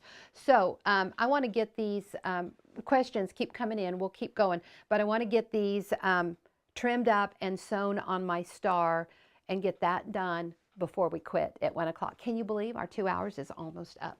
Did we have some other questions in there? I don't think so, but I'll look. Okay. If I miss one, they need to repost it. Okay, if we missed a question, repost it. So once again, I just lay these out, and what my goal is here. See this fourth? Can they see that 1/4 of an inch? Because see, that's that seam. Remember, I said your seam is creating your seam allowance over here. Because we need a 1/4 of an inch off of this point, because we're going to cut right through the middle. So we need a 1/4 of an inch off of this point, and here, and here, and that is developed with this seam and of course your 2-step trim. So what I'm going to do is I'm going to come in here and clean up these outside edges. These have to be cleaned up at this step, and then I'm just going to go in and cut them in half. So you maybe just want to keep it to where they can see the whole thing. How many you have? 4. Okay. Okay, are we ready? I'm ready. So I just have the edge of the ruler along the edge of my flying goose because it's exact. There's no overcutting on it. I look here at my lines to make sure that I'm staying. So you sewed those on over there? Yeah, these are what I put on over there. Did they know? Well, if they were watching, I hope they know if they were watching. These were those long strips.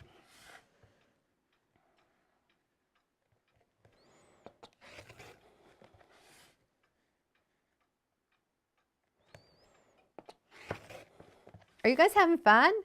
I'm having fun. I'm having a blast. I'm not ready to stop. Okay, so now we're going to flip them like pancakes or something. You're going to flip them. I want you to teach the wall quilt. Oh my gosh. Not that it can't be done. In premium. Oh, in premium. Okay. I'll do it in premium. Okay, so now we're going to do the opposite side.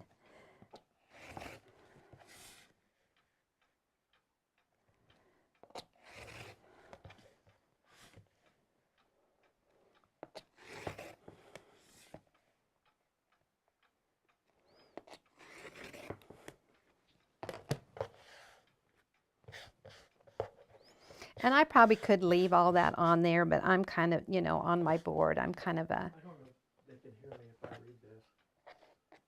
Unless you want to come look at it. Okay, let me look at it. You can read it because it's... Steve didn't have his mic on today. So, Oops. Okay, right there. okay, I just finished a king quilt made with strips and 24-inch blocks. I saw a picture and was able to make from my square eyes. Due to belonging to the Square and Square Premium and watching Jody's videos, I'm able to do this. Yay. Yes. And that was one of our students from our Premium Club. And I'm not sure how long she's been with us, but she has soaked up her stuff and she knows how to. I think she's been a while. Yeah, I'm thinking she has been too. I couldn't see a name on there, but What okay. about the tip on adding the corner squares to your flying geese? They like that? Yes. Someone on Facebook. Yes. Okay, so now what we want to do now that we have these outside edges cleaned up. Now the reason why we had to clean those edges up is because that is going to be our next seam. And so we have to have this nice clean edge. If it was going to be on the outside of the block, I wouldn't worry about it. But since this is our next seam where we're going to sew, I had to have that nice and clean. So now I'm going to take the ruler. This is our little mini one. And see this 1/4 of an inch line right here from the edge of the ruler, that bold line, that 1/4 of an inch line? I'm going to use it. And I want that line to be right here at the point. And that's going to give me that 1/4 of an inch seam allowance. And if this is perfect, then that's been, well, I shouldn't say perfect, but if that's a 1/2 inch in there, and it is, then that's going to allow me to have a 1/4 and a 1/4. So here I go. I am, since these are all cleaned up nice, I see that line there. I see my 1/4 of an inch here. Here, I've got some horizontal lines that tells me I'm going straight. Don't blink.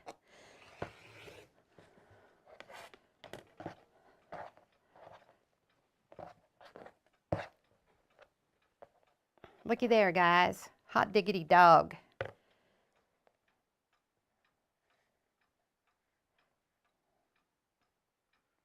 Can you get a perfect trim or cut if you use scissors? I'm going to say it's going to take so much time to do it. No. And if you don't have a rotary cutter, you got to have one, girl. You just can't. You just can't do without. And I want you to notice how I use the little one. The one you read has been with you since the beginning. Since the beginning, yeah. And she's got good muscle memory and all this.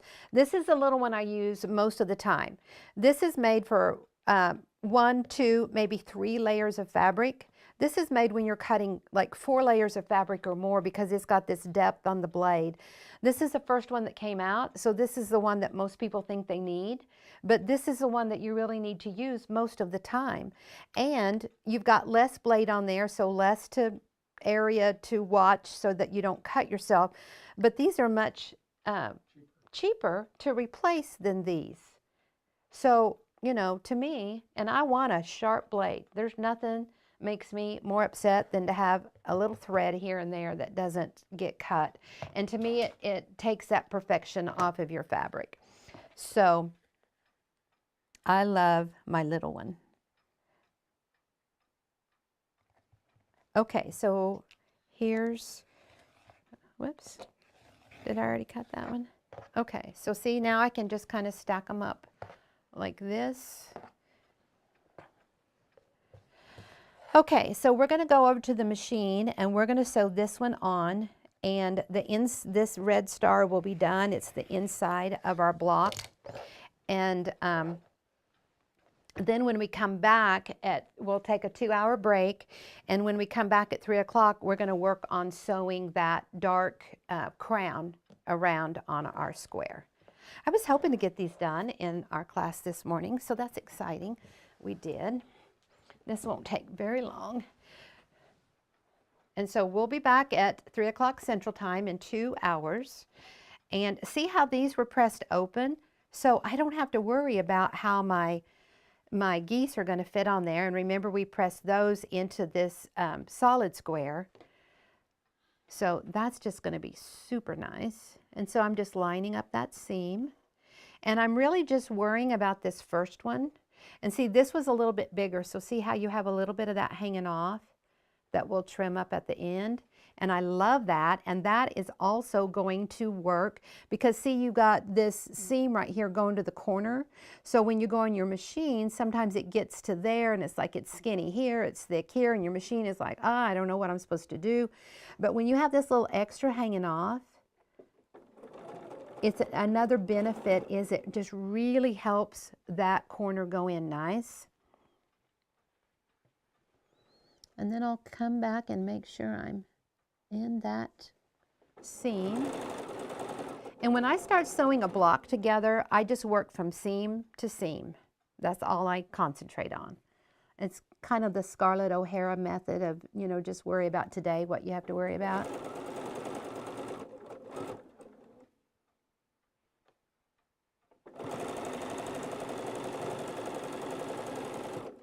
So if you've got a couple of questions, be sure and get those in, and we'll see if we can get those answered before we leave for our little break. Let me know if you guys are liking marathon class. If you're liking, you know, I understand we don't have the lights and the cameras and everything the way that we do in the film studio. But I still think it's a good opportunity to learn, and that you can learn stuff that we can't do for whatever reason in the other formats. Every format has a different ability of what you can learn. And so to me, it's kind of like a combination of all of it that really just makes it nice and fun. And I hope you guys are having fun, and that you're learning, and that you're enjoying my little Christmas gift to you of the class.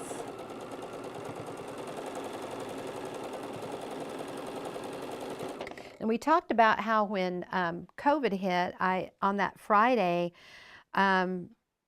you know, I was here in my sewing room and watching TV and everything with the news conferences and everything, and I was like, oh my gosh, I have to do something to help. What can I do to help? You know, when I see a problem, I mean, just like with quilting, when I see a problem, I have to figure out how to fix it. I have to help. And so my sewing room is upstairs, and I ran downstairs over to Steve's office, and I was like, are you hearing all of this? You know, what we've got to do something to help. What can we do to help? So we talked about it, and I thought, well, you know, this is what I do is I teach. We have all the online stuff ready to go. Let's just go on Facebook and YouTube, and let's tell everybody that we're going to have classes. And I said, everybody's stuck at home. That way they can, you know, have something to look forward to and someone to talk to, and just to help, you know, get us through that horrible, scary time of just not knowing if the world was going to fall apart or not. And so we went on Facebook, and I said, okay, guys, tell all your friends we're going to start having classes. Well, of course, 2 weeks turned into, you know, 2 years, but there were some of those that we were doing kind of like this. We were doing like 2 a day. We were doing every day. We were, you know, we were really just kind of working ourselves. And then when it just stretched on through the summer and everything, you know, we were like, okay, this week we're gonna go Monday, Wednesday, Friday. We're gonna, you know, plus I started needing a little bit more time to prep. I didn't have just, you know, and then we thought we were going to be able to do the fall quilt shows and stuff, and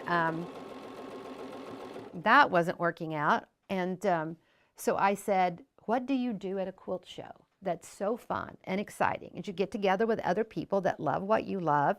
You go and you look at new fabrics. You look at, you go through the vendors and look at new gadgets, demos that they're doing. You might see a craft project, you know, sewing. You just see all different levels of things. And so I thought, let's do that. So I got a couple of friends that were great teachers that I knew over the years, and we did what we call Quilt Club Week, and it was really fun, and everybody loved it so much we still do it. So Quilt Club Week is the last week of September. So we've already had ours for 2024, and you have lectures, you have demos, you have new fabric, you have new gadgets, and it's just a fun time to expand your knowledge in the area that you love. And so now you can go in and join Quilt Club Week, and all 5 years are there for you to watch. We have machine quilting, we have sewing crafts, and when I say machine quilting, I mean on your regular tabletop domestic machine. And quick little sewing craft projects. We have lectures. It's not just me teaching, we have other teachers. And so it's really a fun time, and everything jammed, you know, some live stuff, some recorded stuff, and everything in that 1 week.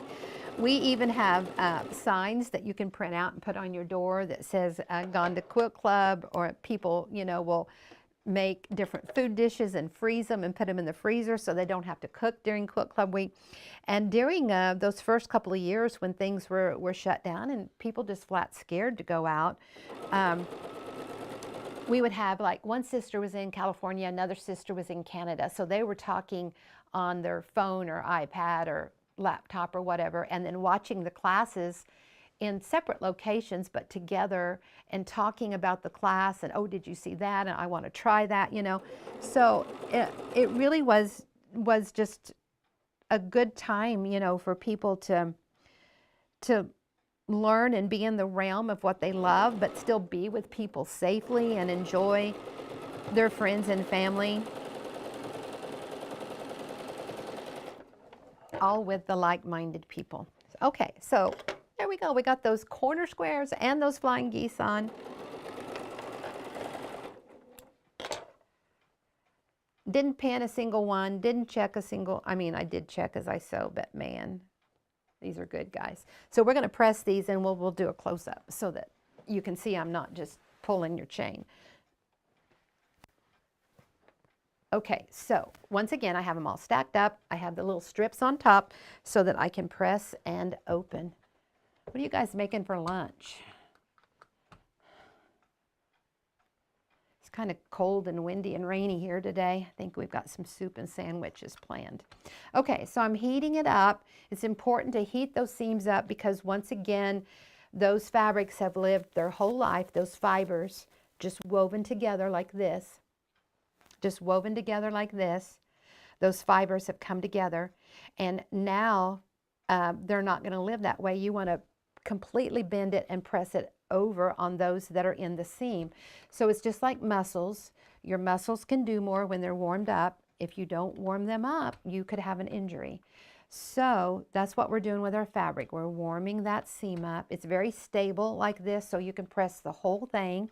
Normally I'm like, just press that seam, don't worry about that. But this is very stable, so you can do that. And you can go open like this and just press it open.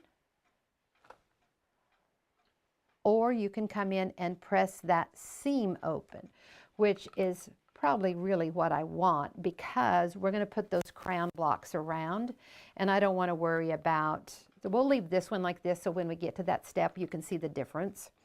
But okay, Steve, I don't know how close you can get, but let's check these seams and corners. Do I need to move it? Are you zoomed in close? I'm trying. You're trying it? Okay. I don't want to make everybody dizzy. Okay. So tell me when you're in close.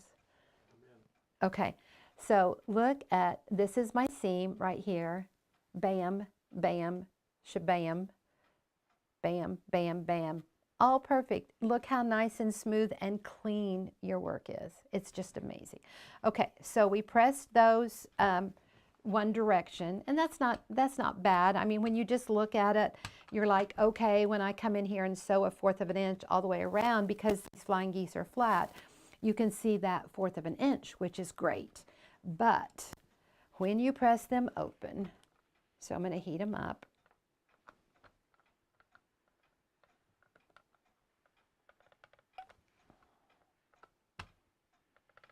Okay, so I'm going to press, I did a little heat them up. It's kind of like, okay, hey guys, I'm going to ask you to do something you've never done before. It's kind of like a little warning.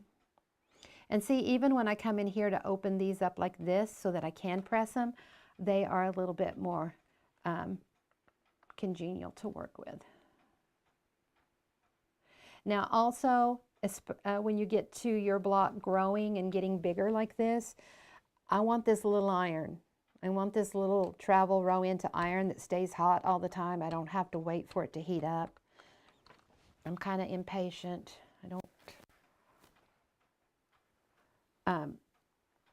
because, you know, it's about 1/3 of the size of like a big iron. And like I said, I was using a big iron for about 2 weeks the other day. I don't know where this one was, but I didn't have it. And probably over in the film studio. And all of this was getting pressed. And it's like, I already have this pressed. And these were getting turned like that. And I was like, go find your little iron. Don't try to make do. Okay, let's check this one. Good, good, good, good, good. Alrighty. I am moving and shaking here. So we're going to press this one and one more, and then we're going to take our break, and we'll be back at 3 o'clock. Central Time, so in 2 hours. Less than 2. A little less than 2 because I'm going over, but we're so close to getting these done. I want to do them. So if you have a last minute question, get it in. I know that your questions are a little bit delayed for us to get. Somebody's having some chili relleno with casserole. Ooh, man, you may have to get that recipe for us. That sounds pretty good. Well, see how that one, see if you have that big iron, that's going to happen all the time. And see, now it wants to be a troublemaker.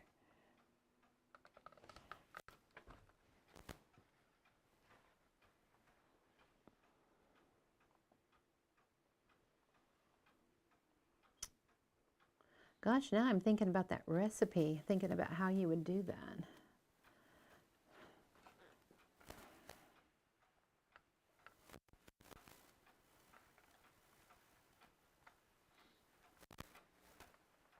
Seems like a bunch of cooking shows, I guess because it's getting close to holiday time where people do more cooking. But on my YouTube and Facebook, all these little cooking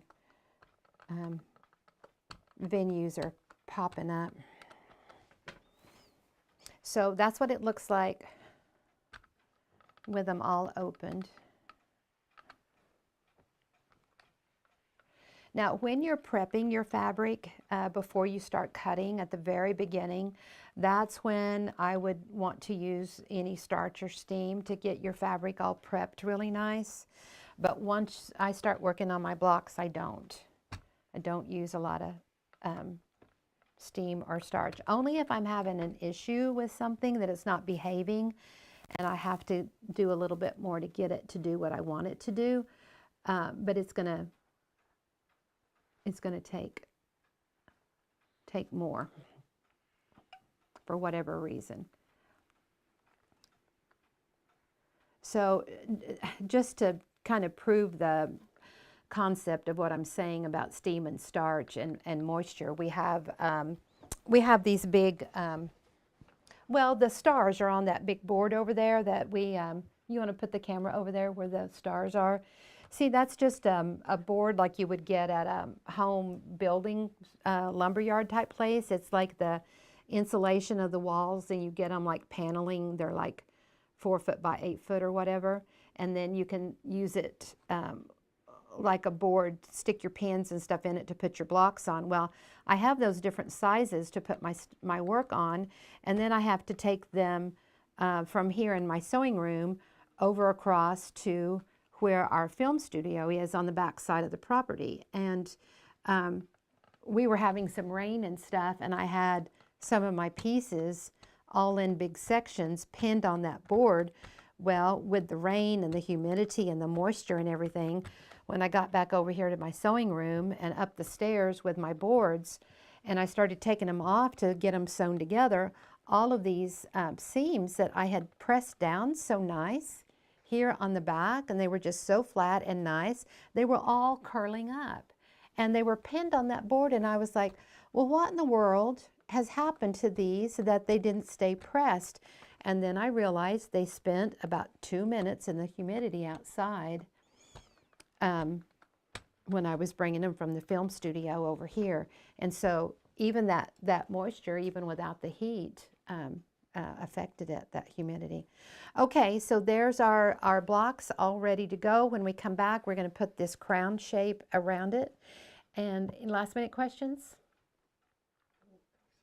Okay, now remember, these will be in the replay. You can go to your link in your email, or you can go to Quilt Club Week, YouTube, Facebook, Premium Club, everywhere that we do our work, and you'll be able to see those. So, are we good? I think we're good. Okay. I hope you enjoyed it. We'll be back at 3 o'clock. We'll